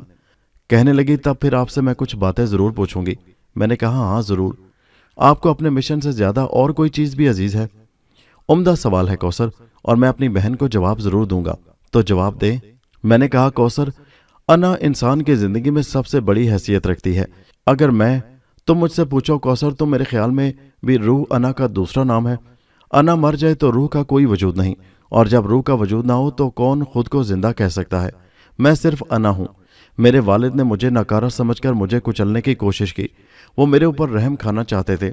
ان کا خیال تھا کہ سارے بھائیوں میں سب سے پیچھے کا انسان ہوں۔ میں ساری زندگی نکما رہوں گا اور کوئی مقام نہیں پا سکوں گا، اور پھر میرے اوپر رحم کھایا گیا۔ مجھے میری ناکارگی کا احساس دلا کر متون کرتے ہوئے فیصلہ کیا گیا کہ میری شادی خاندان کی ایک ایسی لڑکی سے کر دی جائے جس کے پاس بہت کچھ ہے۔ اس طرح میری زندگی سنور جائے گی۔ وہ لڑکی مجھے چاہتی تھی، مگر عام حالات ہوتے کوثر تو شاید میں اس کی چاہت قبول کر لیتا، لیکن ان حالات میں نے اسے ٹھکرا دیا۔ میں نے گھر چھوڑ دیا۔ میں اپنی انا کو زندہ رکھنا چاہتا تھا، اور اسی انا کی زندگی کے لیے میں آج تک بھٹک رہا ہوں۔ کوثر کی آنکھوں سے آنسو بہ رہے تھے۔ میں چند سیکنڈ تاثر میں ڈوبا رہا، پھر مجھے اس کے آنسوؤں کا احساس ہوا اور میں نے اس کے آنسو پہنچ دیے۔ رو کیوں رہی ہو کوثر؟ کہنے لگی میں دنیا کی سب سے بد نصیب لڑکی ہوں۔ اس نے سسکتے ہوئے کہا کیوں؟ آخر کیوں؟ کاش میں اس قدر اندھی نہ ہوتی، کاش میں اس قدر سطحی نہ ہوتی۔ میں نے کہا کوثر پلیز، تم نے کیا کیا؟ کہنے لگی ہائے افسوس، میں زندگی بھر خود کو معاف نہیں کروں گی سرفراز۔ کوثر کہنے لگی میں نے تمہیں کتنا توڑا ہے سرفراز۔ سرفراز، اپنی فطری ظرف سے کام لے کر مجھے خلوص دل سے معاف کر دو، خدا کے لیے مجھے معاف کر دو۔ وہ پھر میرے سینے سے لپٹ گئی۔ میں نے کہا کوثر، اگر مجھے اچھا سمجھتی ہو تو یقین کر لو، تمہارے لیے میرے دل میں کوئی کدورت نہیں، کبھی نہیں رہی کوثر۔ ہاں، وقتی طور پر تمہاری چند باتیں بری ضرور لگی تھیں، لیکن میں انہیں بھولتا رہا۔ مجھے بس تمہارے اس جذبے سے الجھن تھی، اب تو کوئی الجھن نہیں رہی کوثر۔ کوثر کافی دیر تک آنسو بہاتی رہی تھی، اور پھر میری کوششوں سے پرسکون ہو گئی۔ نہ جانے کیوں آج بڑا سکون محسوس ہو رہا ہے۔ ہاں کوثر، میں بھی بہت پرسکون ہوں۔ اچھا ایک بات اور بتا دیں سرفراز، اس نے کہا۔ جتنی باتیں چاہو پوچھو۔ کہنے لگی تمہاری زندگی میں جتنی لڑکیاں آئیں ان میں سے کسی نے بھی باحیثیت لڑکی، باحیثیت عورت تمہیں متاثر کیا ہے؟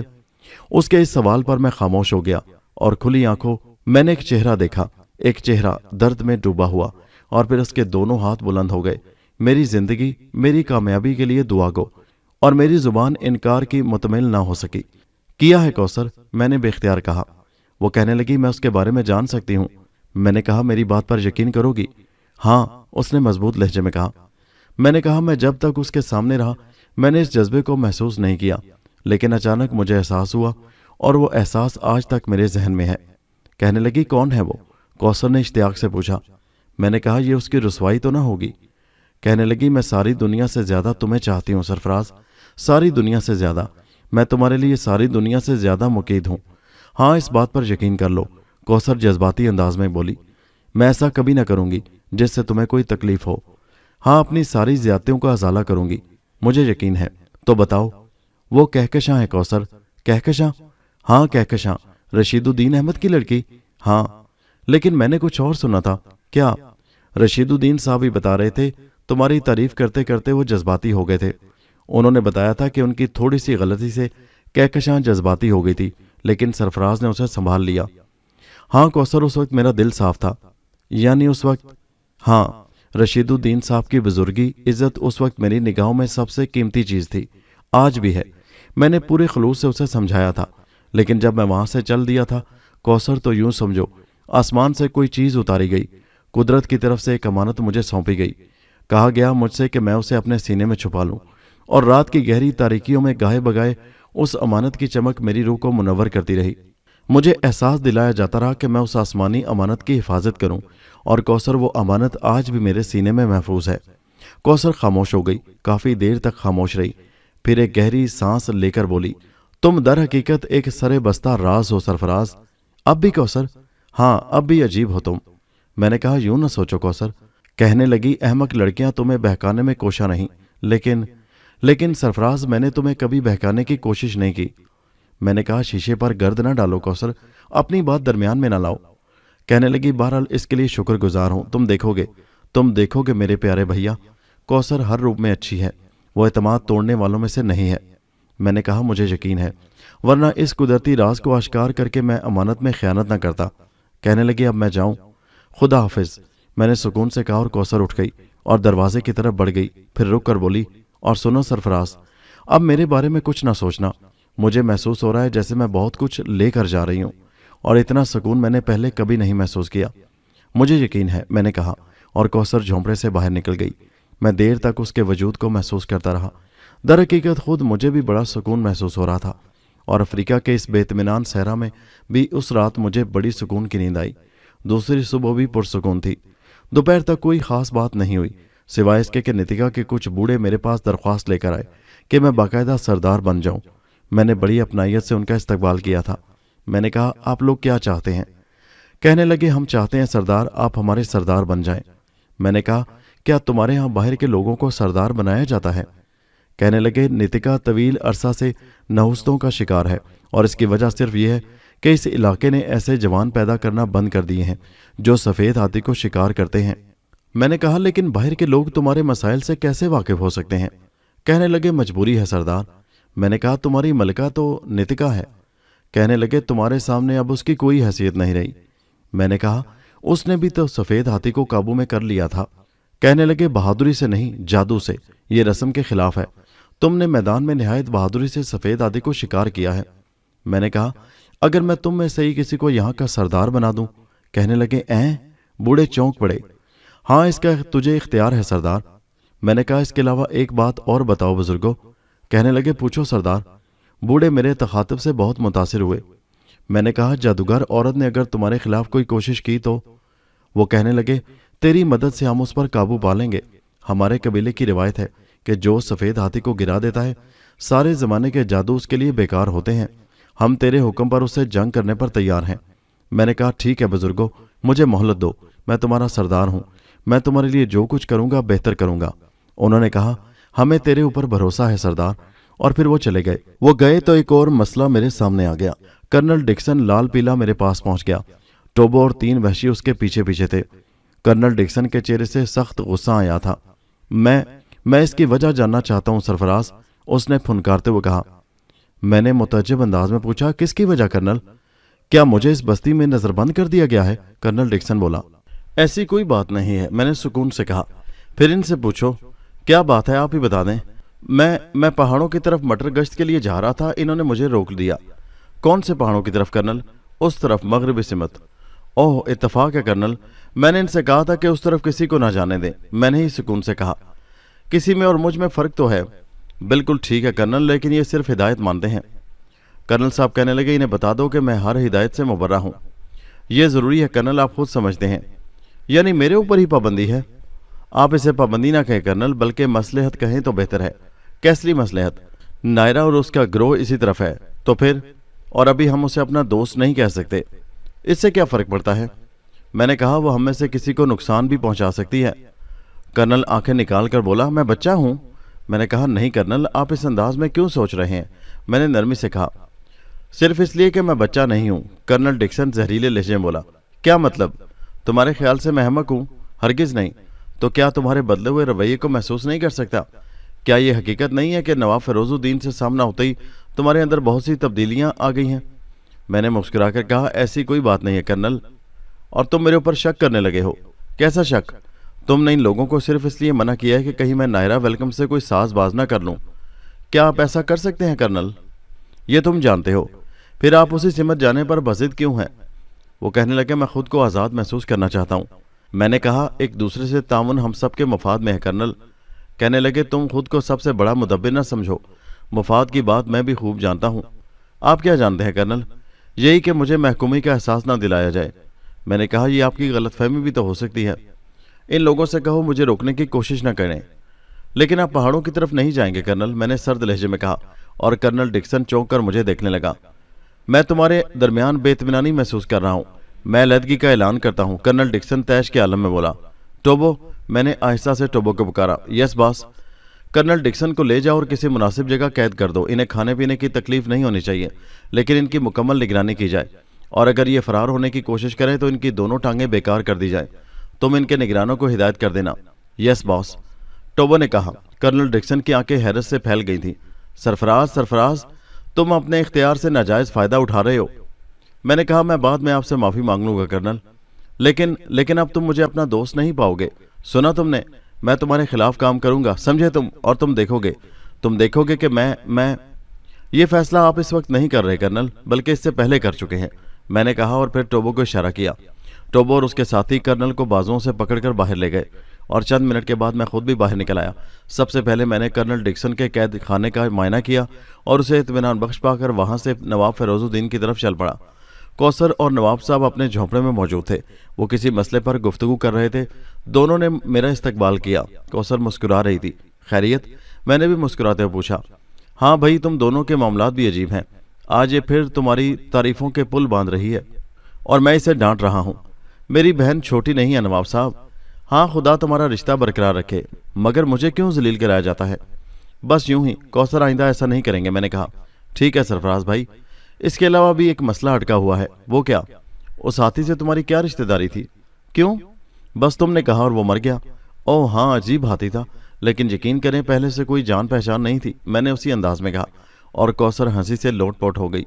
सच बताओ सरफराज, तुम एक अच्छे शातिर हो, बेहद ज़हीन इंसान हो, आला निशानाबाज हो, लेकिन तुम्हारे हाथ की वो कुव्वत, आखिर तुम्हारे अंदर कौन सी रूह शामिल है? मैंने कहा, इसका सिर्फ एक ही जवाब है नवाब साहब। वो क्या? बातिल कुव्वत के सामने भरपूर जज्बे लेकर जाओ और उसमें खोट ना हो, यही मेरा उसूल है और यही ईमान। और इसके बाद ये ना सोचो कि ये तुमने क्या किया है, करने वाले को जहन में रखो। कहने लगे, खुदा की कसम तुम हर हाल में एक मिसाली नौजवान हो, नवाब साहब मुतासिर लहजे में बोले। इस वक्त मैं आपकी खिदमत में एक इत्तला लेकर हाजिर हुआ हूँ। ओहो खैरियत? मैंने कर्नल डिक्सन को कैद कर दिया है। क्या कर दिया है? नवाब साहब को अपने कानों पर यकीन नहीं आया। कैद कर दिया है? वाकई? हाँ नवाब साहब, उसके बारे में हमारा ख्याल दुरुस्त था। उसने पहाड़ों की तरफ जाने की कोशिश की थी और टोबो वगैरह ने उसे रोक दिया तो वो चिराग पा हो गया। मेरे पास आकर उसने खासी बदतमीजी की और अपने तौर पर कहा कि शायद हम उस पर शुबा करते हैं कि वो नायरा से मिलने की कोशिश करेगा। ओह, नवाब साहब हैरत से बोले, गोया हमारा अंदाज़ा दुरुस्त था। हाँ, कर्नल का अंदाज बदल गया है। तुमने उसे क्या जवाब दिया? मैंने कहा, पहले मैंने उसे समझाने की कोशिश की और कहा कि नायरा हमारी दोस्त नहीं हो सकती, इसलिए पहाड़ों की तरफ जाना मुनासिब नहीं होगा। लेकिन उसके जहन का चोर नुमाया था और उसने इस किस्म की बातें शुरू कर दी। तब मैंने टोबो से कहा कि उसे ले जाकर कैद कर दो और अगर वो कैद खाने से निकलने की कोशिश करे तो उसकी दोनों टांगें नकारा कर दी जाएं। ओह, तुमने फौरन इतना होल्ड स्टेप ले लिया। हाँ नवाब साहब, इस वक्त मैं कोई खतरा मोल नहीं ले सकता। ठीक है, दूसरे लोगों के बारे में क्या ख्याल है? दूसरे लोगों से आपकी क्या मुराद है? मेरा मतलब है वो लोग जो कर्नल के साथी हैं। कर्नल की बात को आम नहीं करेंगे, लेकिन जिसने भी उसके बारे में कुछ गड़बड़ करने की कोशिश की उसके साथ मुकम्मल सख्ती की जाएगी। नवाब साहब ने गहरी सांस ली। बस मैं क्या बताऊं, न जाने ये लोग कैसी जहनीत रखते हैं। मैंने कहा, मुझे इजाज़त दें। अरे क्यों भाई, बैठो भाई। नवाब साहब बोले, हालात पर गहरी निगाह रखनी है नवाब साहब, मैं नायरा की तरफ से जवाब का मुंतज़िर हूँ। मैंने कहा, और नायरा की तरफ से जवाब उसी रात मिल गया। टोबो ने मुझे इतला दी कि नायरा वेलकम उसी तरफ आ रही है। मैंने अपने झोंपड़े में उसका इस्तकबाल किया था। खूबसूरत औरत मुस्कुराती हुई अंदर आ गई। हेलो, क्या नाम बताया था तुमने? मुझे माफ़ करना, मेरे लिए ज़रा मुश्किल हो गया था, उसने कहा। कोई बात नहीं है, मैंने मुस्कुराते हुए कहा। फिर भी नाम तो बताओ। सरफराज। ओह हाँ, तो डियर सरफराज, मैंने तुम्हारे लिए बात कर ली है। मैंने कहा, क्या तुम्हारे साथी तैयार हैं? कहने लगी, हाँ, और अब तुम्हें मेरे साथ चलना है। तुम अपने साथ जितने लोगों को अपने साथ लेकर चलना चाहो ले जा सकते हो। मैं तुम्हें पूरे तहफ़्फ़ुज़ की ज़मानत देती हूँ। ठीक है मिस वेलकम, मैं तैयार हूँ। तुम्हारे जहन में कोई खदशा तो नहीं सरफराज? किस किस्म का मिस वेलकम? ओह प्लीज़ मुझे नायरा कहो। ठीक है मिस नायरा, मेरा मतलब है किसी धोखे का, उसने कहा और मैं हंसने लगा। क्यों, इसमें हंसने की क्या बात है? मिस नायरा मुतमईन रहो, कोई धोखा मेरे खिलाफ कामयाब नहीं हो सकता। ओह वंडरफुल, तुम अनोखे इंसान हो, बेहद अनोखे। नायरा की आंखों से अजीब से तासुरात टपकने लगे। वो चंद कदम मेरी तरफ बढ़ी और फिर रुक गई, और फिर वो एकदम दूसरी तरफ मुड़ गई। मैं गौर से उसकी ये हरकत देख रहा था और मैंने महसूस किया कि नायरा के जज्बात मसनूई नहीं थे। मैंने दिल ही दिल में उसकी हिमाकत के बारे में सोचा। कोई औरत हो, सोचने का अंदाज यकसा होता है, लेकिन बहरहाल ये मेरे लिए फ़ायदे की बात थी। तो फिर चले नायरा? हाँ। तुम घोड़े पर आई हो? हाँ। तुमने मेरे सोनी को तो मार ही दिया। सोनी कौन? मेरा खूबसूरत हाथी। ओह वो, मगर तुमने भी उसे खूब ट्रेन किया था। हाँ, बड़ी मुश्किल से, न जाने क्यों वो भी मुझे बहुत चाहता था। मेरे एक इशारे पर सब कुछ करने को तैयार हो जाता था। मुझे उसकी मौत का बहुत अफसोस है। ओह, अब तो मुझे भी अफसोस है, मैंने कहा। क्यों? उसने इश्तियाक से पूछा। जाहिर है तुम उसके लिए अफसरदा हो। तो मेरी अफसरदगी से तुम्हें अफसोस है? हाँ, क्यों नहीं? आखिर क्यों? हम दोस्तों के से अंदाज में गुफ्तगू करने लगे हैं। मैं भी दोस्त। तुम अपने आदमियों को तैयार कर लो, वो बोली। मैं तन्हा चलूंगा। ओह ओह, तुम्हारी दिलेरी मुझे पागल कर देगी। मैं ज़रूर पागल हो जाऊंगी, उसने निचला होंठ दबाते हुए कहा। मैंने उसकी बात का कोई जवाब नहीं दिया। तुम्हें कोई एतराज़ तो नहीं है? मैंने पूछा। नहीं, मुझे क्या एतराज़ होगा। थोड़ी देर के लिए इजाज़त दोगी? हाँ हाँ ज़रूर, नायरा बोली, और मैं अपने झोंपड़े में उसे छोड़कर बाहर निकल आया। मैंने सीधा नवाब साहब के झोंपड़े का रुख किया था। काफ़ी तेज़ रफ्तारी से मैं उनके पास पहुँच गया। कौसर और नवाब साहब आराम करने लेट गए थे। मैंने बाहर से उन्हें आवाज़ दी और नवाब साहब एक लम्हे की ताख़ीर किए बगैर बाहर निकल आए। आओ सरफराज, खैरियत? मैंने मुख्तसरन कहा। नायरा आई है। ओह, क्या कह रही है? मुझे अपने साथ ले जाना चाहती है। क्यों? मामले की गुफ्तगू करने। और फिर? बस मैं आपको इतला देने आया था। मुझे इजाज़त दें। मैंने कहा। क्या मतलब, तुम तन्हा जाना चाहते हो? मैं तन्हा ही जाऊंगा। वो कहने लगे। मैं तुम्हें मशवरा दूंगा सरफराज, बराए करम जिद मत करो, मैं भी चलूंगा, और किसी को भी साथ ले जाएंगे। नहीं, तुम्हारा तन्हा जाना मुनासिब नहीं है। बामुश्किल तमाम मैं नवाब साहब को राज़ी कर सका। कौसर भी परेशान हो गई थी। बहरहाल मैं बाहर आ गया। घोड़ों का बंदोबस्त हो गया था। मैं अपने घोड़े पर सवार हो गया और नायरा अपने घोड़े पर। दोनों घोड़े पहाड़ों की तरफ चल दिए। नायरा खामोश थी, लेकिन थोड़ी दूर चलकर बोली। मिस्टर सरफराज? मैंने जवाब दिया। खामोश क्यों है? आपका क्या ख्याल है मिस नायरा? ओ, ये बात नहीं, यूं ही पूछ रही हूँ। वो जल्दी से बोली। क्या आपके ख्याल में मैं खौफजदा हूँ? नहीं मिस्टर सरफराज, आप खौफजदा नहीं हो सकते। एक बात बताएंगी? ज़रूर। आपके साथ मैंने क्या किया? मिस्टर सरफराज, वो अजीब से लहजे में बोली। मैंने महसूस किया है आप एक अच्छे इंसान हैं। मिस्टर सरफराज, मैं आपके बारे में कुछ नहीं जानती, फिर भी मैंने आपके बारे में बहुत सोचा है।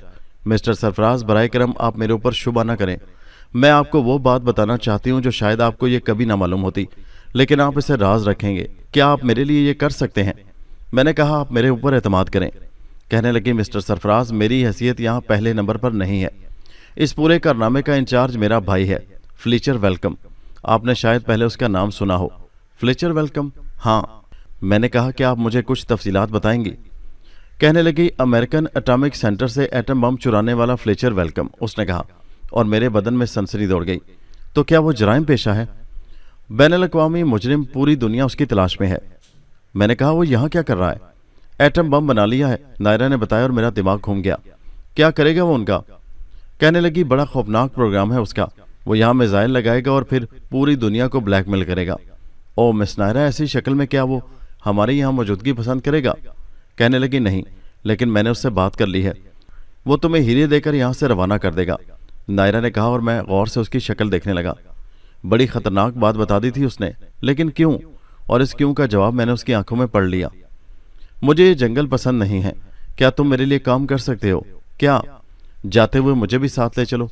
मैं तुम्हें बहुत पसंद करने लगी हूँ। मैं तुमसे शादी कर लूँगी, उसने बेबाकी से कहा, और मैं उसे देखता रह गया। बहरहाल फिर मैंने खुद को फौरन संभाला। उसके लिए इतनी हैरतनाक बात नहीं थी। वो एक बेबाक कौम की लड़की थी। चंद साथ के बाद वो बोली। तुमने जवाब नहीं दिया सरफराज। मैंने कहा। तुम्हारा भाई ये पसंद करेगा? कहने लगी। नहीं करेगा। फिर? मैं उसके गुलाम नहीं हूँ। मैं खामोशी से कल चलूंगी।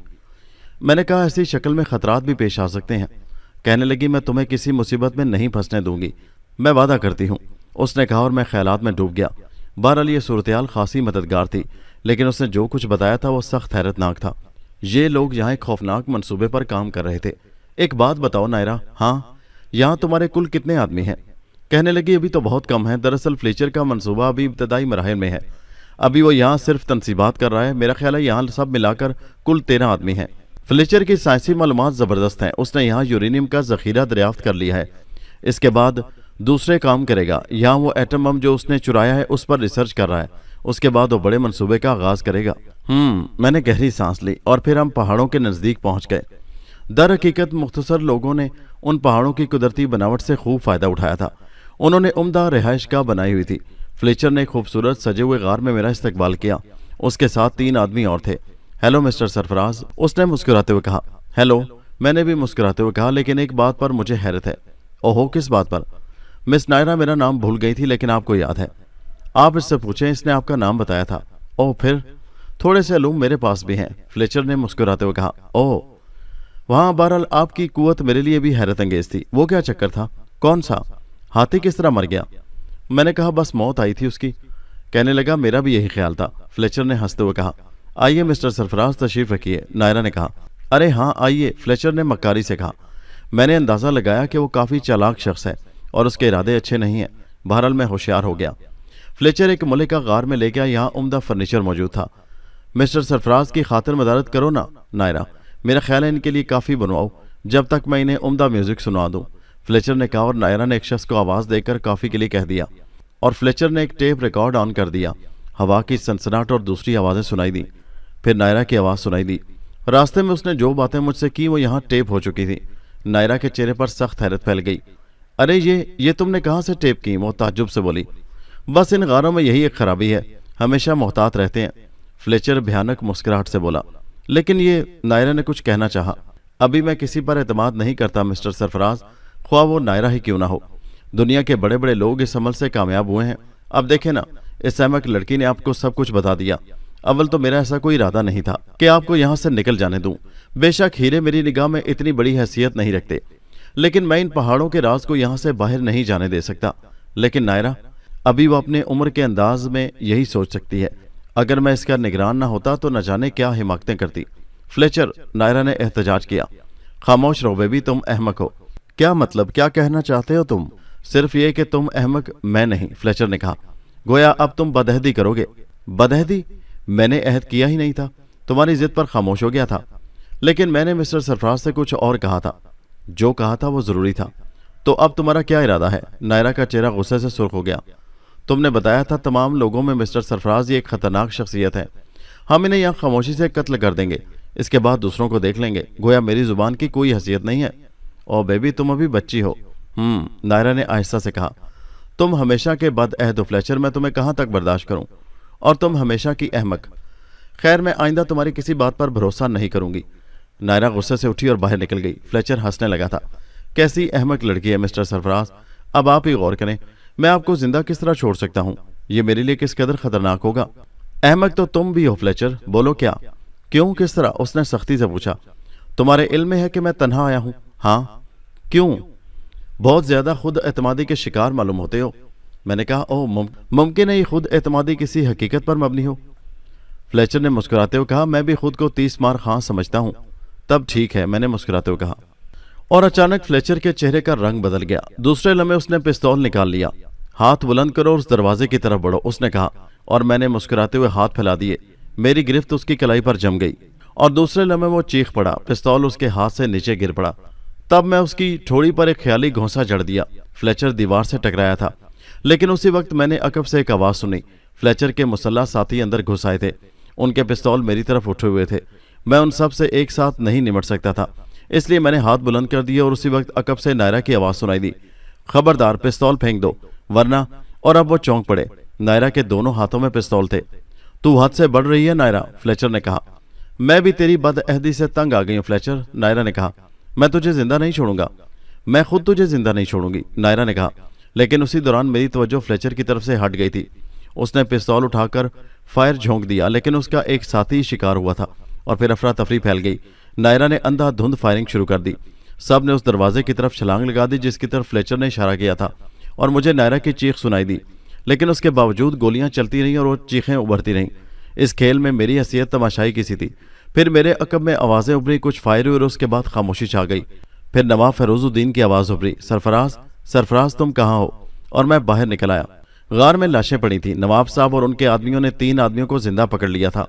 نائرا اور فلیچر کی لاشیں سامنے تھیں۔ جن تینوں کو پکڑا گیا تھا ان کے جسموں میں بھی گولیاں پیوست تھیں اور بالآخر انہوں نے بھی دم توڑ دیا۔ میں خاموش تھا۔ ہم غاروں سے نکل آئے اور پھر بستی کی طرف چل پڑے۔ راستے میں نے نواب صاحب سے ان کی آمد کے بارے میں پوچھا۔ کہنے لگے میں تمہارے تنہا آنے پر خاموش کیسے رہ سکتا تھا۔ انہوں نے مختصراً جواب دیا اور اس جواب سے ساری حقیقت واضح ہو گئی۔ اس کے بعد ہنگامی دن گزرے، سب نے سماترا کو نیتکا کا سردار بنا لیا۔ فرزند آمری نے اپنے بیٹے کے ساتھ یہی رہنے کا فیصلہ کر لیا تھا اور سماترا کی مدد سے ہم نے قیمتی ہیروں کی تلاش شروع کر دی۔ نیتکا تو ہیروں کی زمین تھی، اتنا بڑا ذخیرہ ساری دنیا میں تہلکہ مچانے کے لیے کافی تھا۔ کرنل ڈکسن اب اپنی حرکت پر شرمندہ تھا اور اب خاموش رہتا تھا۔ بہرحال ہیروں کا ایک عظیم الشان ذخیرہ حاصل کر لیا تھا۔ نیتکا میں ہی اس کی تقسیم ہوئی اور منصفانہ طور پر فیصلہ کر لیا گیا کہ ہیروں کے سب سے بڑے ذخیرے کا مالک میں ہوں گا، کیونکہ ان کی زندگیاں میری کاوشوں کے مرہون منت تھی۔ پھر بھی میں نے اور نواب صاحب نے ایک اور پروگرام بنایا۔ مزدوروں میں سے 8 آدمیوں کا انتخاب کیا اور ان کا انچارج ٹوبو کو بنا دیا۔ اسلحہ صرف ان لوگوں کے پاس تھا، باقی لوگ مکمل طور پر نہتے کر دیے گئے تھے، جن میں بھی شامل تھا۔ یہ اقدام اس لیے کیا گیا تھا کہ راستے میں کسی کی نیت بدلے تو اسے سنبھالا جا سکے۔ اور پھر واپسی کا سفر شروع ہو گیا، انتہائی پرتحقیق سفر، یہاں تک کہ طویل اور پرمشقت سفر کے بعد مہذب آبادی میں پہنچ گئے اور یہاں سے اپنے اپنے شہروں کی طرف چل پڑے۔ کوثر وغیرہ اب بالکل ٹھیک تھیں اور میرے دل کی کیفیت عجیب تھی۔ نواب فیروز الدین، میں، کوثر اور ٹوبو اپنے وطن چل پڑے۔ نیتکا کے لوگوں کو واپس کر لیا گیا تھا اور جس وقت ہم نواب فیروز الدین کی کوٹھی میں داخل ہوئے تو کوہرام مچ گیا۔ اس طرح خاموشی سے نواب صاحب کبھی نہیں آئے تھے۔ گھر کا ایک فرد خوشی سے اچھل پڑا تھا۔ رشید الدین احمد خوشی سے پھولے نہیں سما رہے تھے اور مجھے عجیب سا لگ رہا تھا۔ نواب صاحب نے مجھ سے پوچھے بغیر میرے لیے کوٹھی کا قصہ ٹھیک کرا دیا۔ دوپہر کے کھانے کے بعد انہوں نے مجھ سے کہا کہ میں وہاں آرام کروں۔ نہیں نواب صاحب، یہاں میرا گھر بھی موجود ہے۔ کیا؟ اور نواب صاحب مجھے دیکھنے لگے۔ کیا مطلب تمہارا گھر؟ جی ہاں۔ کہاں بھائی؟ بس آپ کی کوٹھی سے ملک ایک بیٹھک ہے جو میری ہے۔ اوہ، تمہارا مطلب ہے؟ جی ہاں، میں رشید الدین صاحب کے ساتھ ہی قیام کروں گا، میں نے جواب دیا اور رشید الدین احمد رو پڑے۔ کیا کہوں میں تمہیں؟ انہوں نے کہا۔ ارے تو اس میں رونے کی کیا بات ہے؟ جاؤ میاں جاؤ، بڑے ہی بے مروت ہو، نواب صاحب نے کہا، اور میں رشید الدین احمد کے ساتھ اپنی بیٹھک میں آ گیا۔ چاچی جان، افشاں اور دوسری لڑکیاں میرے گرد جمع ہو گئیں۔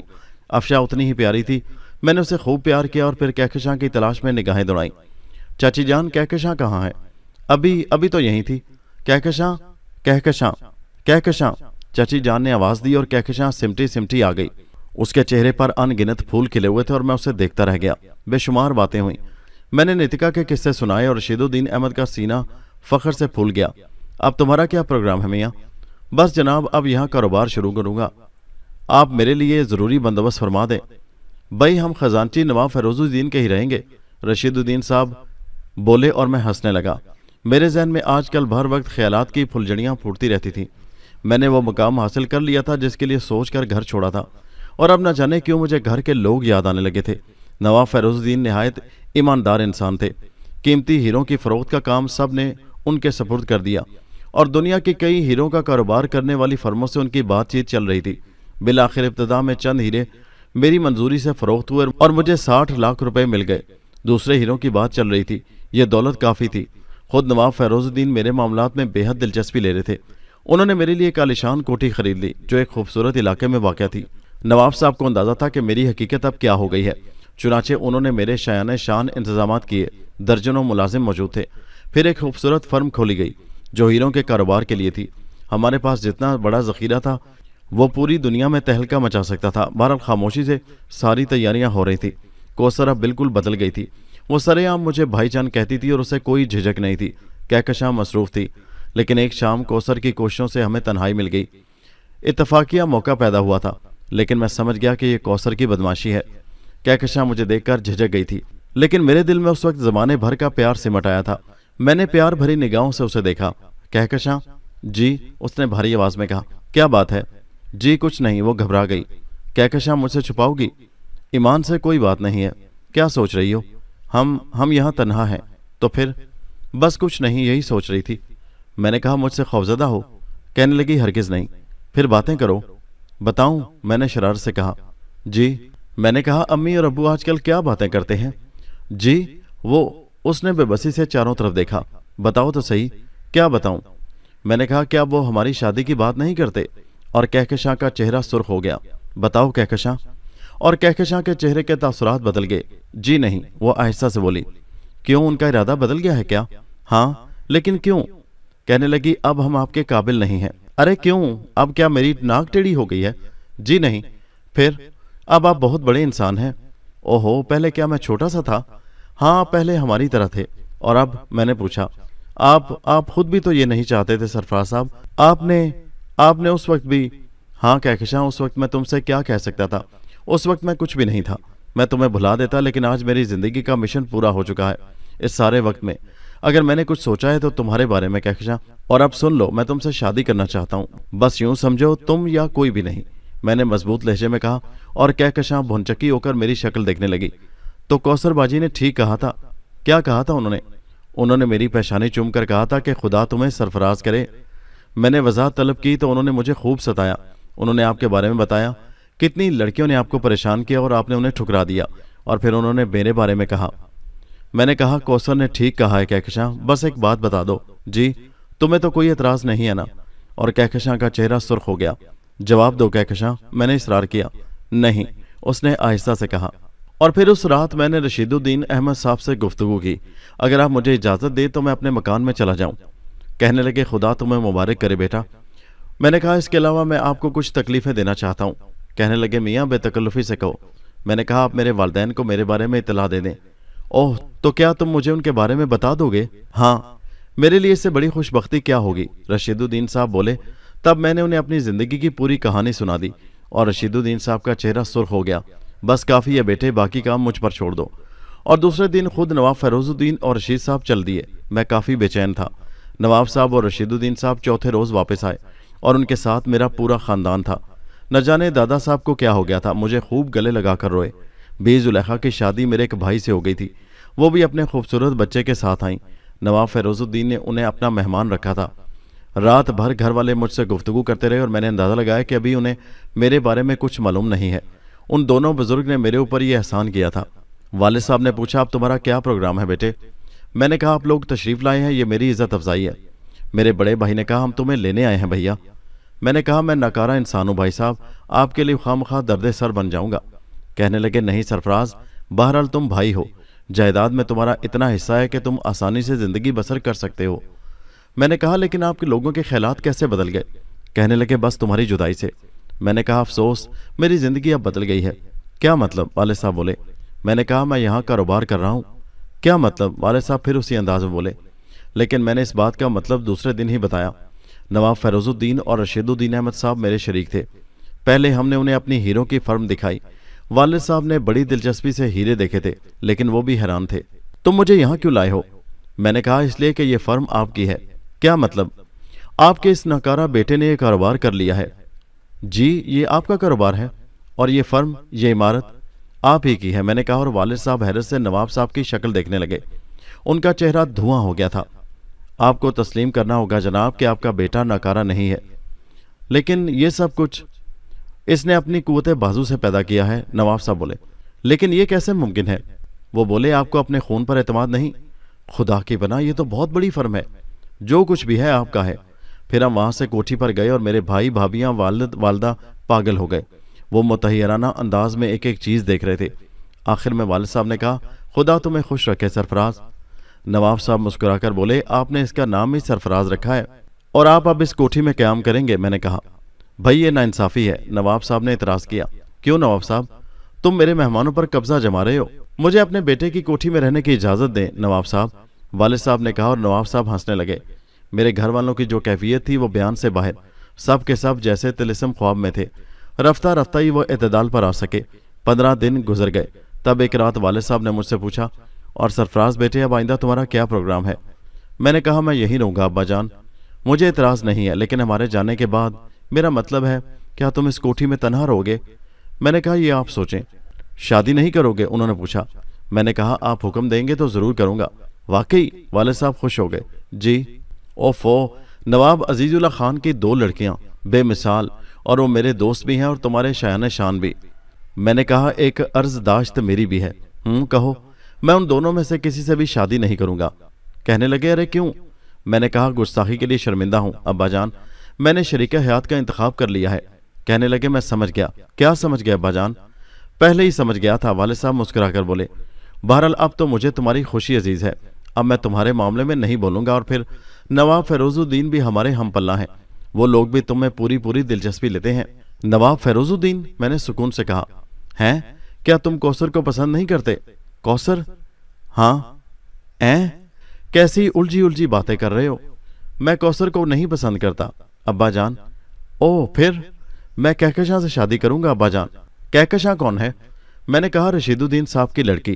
कहने लगे अरे लेकिन वो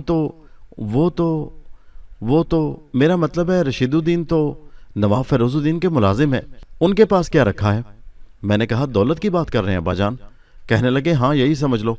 मैंने कहा अब्बा जान आपको मेरे पास किसी चीज़ की कमी महसूस हो रही है जो आप मेरे ससुराल से पूरी कराना चाहते हैं? कहने लगे मगर हैसियत भी बड़ी चीज़ है। मैंने कहा तो आप यूं समझ लीजिए कि मेरी ये हैसियत रशीदुद्दीन अहमद की वजह से है। क्या मतलब? मैंने कहा तफसील नहीं बताऊंगा। नजर सानी करो अपने फैसले पर। वालिद साहब बोले मुझे ये रिश्ता पसंद नहीं है। मैंने कहा फरमा चुके हैं कि आपको मेरी खुशी अजीज है। हाँ लेकिन हिमाकत नहीं। वालिद साहब ने कहा तुम नजर सानी करके फैसला कर लो और मुझे जवाब दो ताकि मैं तुम्हारे लिए कोशिश करूं। मैंने कहा अगर आप जहमत करना चाहते हैं मोहतरम तो रशीदुद्दीन अहमद से बात कर लें, वरना इस सिलसिले में कोई करम फरमाई ना करें। मैंने सख्त लहजे में कहा और वालिद साहब चौंक कर मुझे देखने लगे। नवाब तुम हमें जलील करके बदला लेना चाहते हो? वालिद साहब बोले। मैंने कहा मेरे जहन में ऐसा कोई ख्याल नहीं है, लेकिन मेरी जिंदगी पर किसी का कोई तसल्लुत नहीं है। मैंने कहा और वालिद साहब के पास से उठ गया। न जाने क्या क्या स्कीमें बनी, न जाने क्या क्या बातें हुई, लेकिन दूसरा दिन खुशगवार था, हैरत अंगेज तौर पर खुशगवार। वालदा साहबा, भाभी, भाई सब मुस्कुरा रहे थे। फिर तैयारियां होने लगी। भाई बाजार चले गए और वापस आए तो मिठाई के दर्जनों टोकरे साथ लाए। जुलेखा मेरे हाथ लग गई। क्या हो रहा है भाभी? मैंने उससे पूछा। अभी बताने की बात नहीं है। जुलेखा हंसती हुई भाग गई, लेकिन बात तो मालूम हो ही गई। अब का किस्सा रशीदुद्दीन अहमद के यहाँ का था। बाद में तफसीलात मालूम हुई। रशीदुद्दीन अहमद भौंचक्के रह गए थे। उनके जहन से ये बात किसी तरह उतर ही नहीं रही थी। उन्होंने ज़िमनी तौर पर इकरार कर लिया और उसी रात मेरे ऊपर हमलावर हो गए। सरफराज बेटे, मेरे तो तुम बच्चे हो, सिर्फ एक बात बता दो, क्या ये सब तुम्हारे इल्म में है? तुम्हारी मर्जी से हो रहा है? हाँ, मैंने जवाब दिया और वो मुझे देखते रहे और फिर उन्होंने मुझे बाजुओं में भेज लिया। फिर कहकशां मेरे आंगन में उतर आई। मेरा दिल मुनव्वर हो गया। उसे रुखसत करके लाने वालों में जुलेखा, कौसर और नूर जहां थी, और मैंने तीनों की आंखों में मोती चमकते देखे थे और ये मोती जमीन में गुम हो गए। और मौज कहकशां मेरी बीवी है। हमारे 2 बच्चे हैं, एक लड़की एक लड़का। लड़के का नाम जफर है और लड़की का नाम उरूज है। टोबो मेरा वफादार दोस्त आज तक मेरे साथ है और मेरे छोटे से बेटे के लिए नेज़े और तलवारें बनाता रहता है। अक्सर दोनों मजाक भी करते हैं। आप भी हमारी बेहतर जिंदगी के लिए दुआएं करते रहा करें। आपका सरफराज।